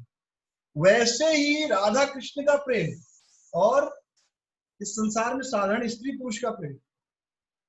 तो कभी कभी हम एक गलती ये करते हैं कि हम ये कहते हैं कि जैसे राधा कृष्ण का प्रेम दिव्य है, वैसे इस संसार में एक स्त्री पुरुष का प्रेम भी दिव्य है।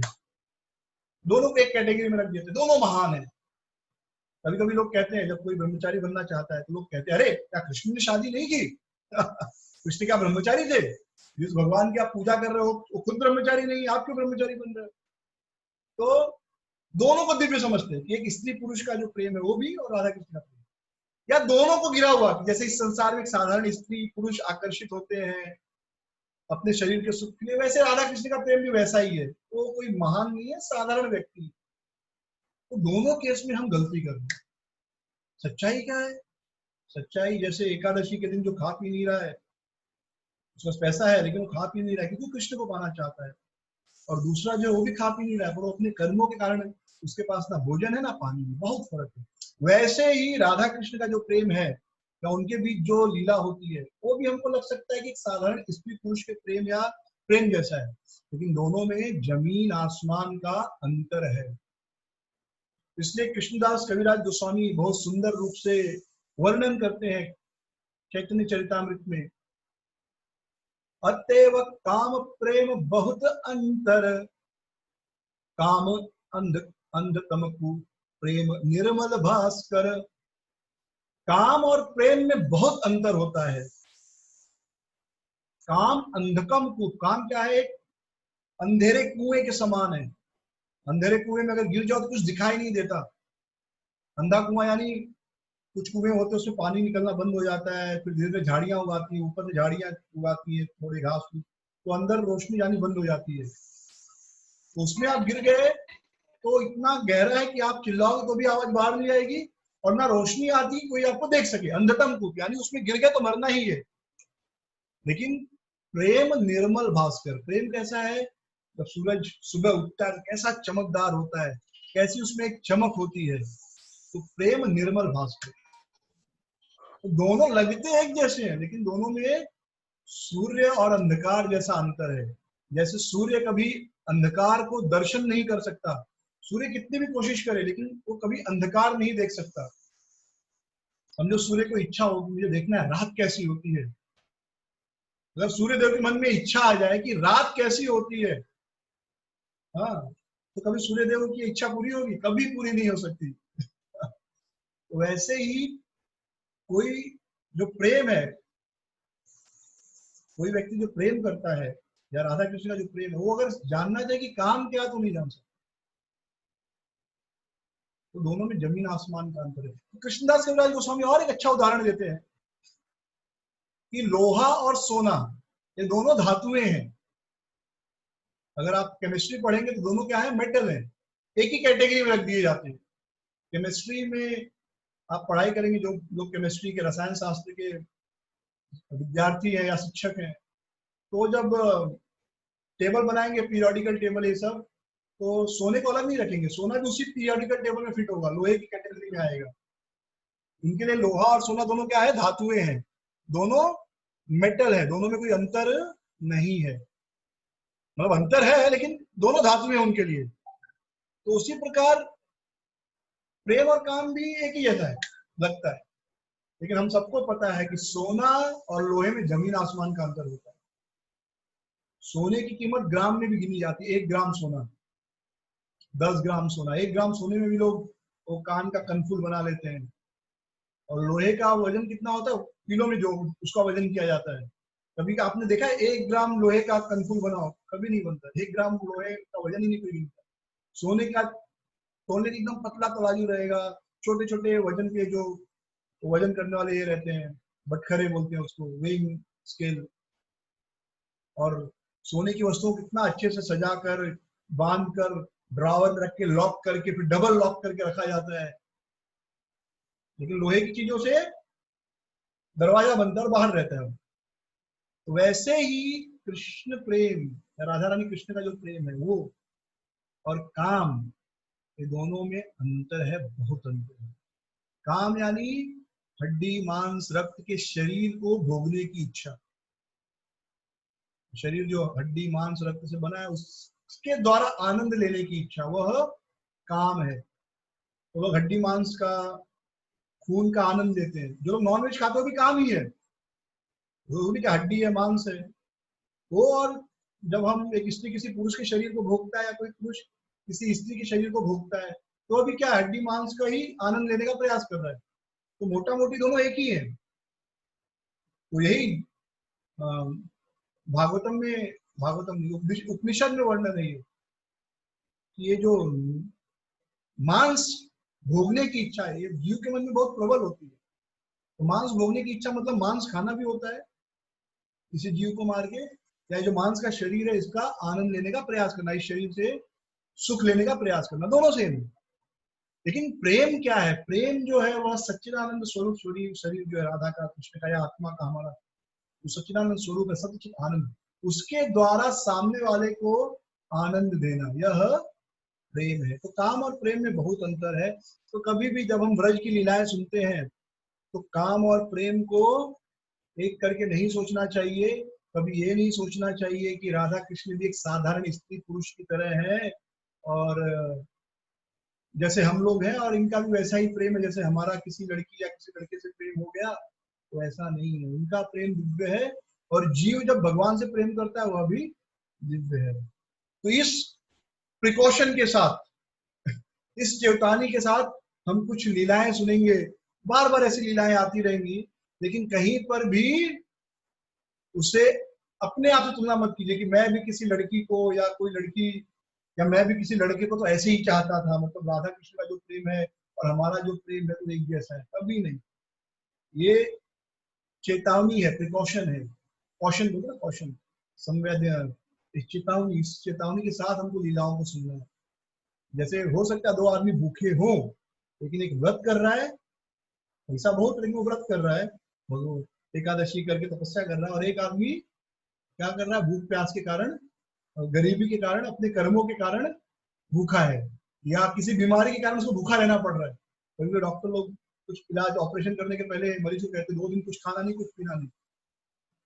मेरा जब किडनी का ऑपरेशन हुआ था तो मेरे बगल में जो बेड पर था 7 दिन तक उसको पानी भी नहीं दिया था, सलाइन खाली बस, तब 7 दिन क्योंकि उसके पेट का ऑपरेशन करना था।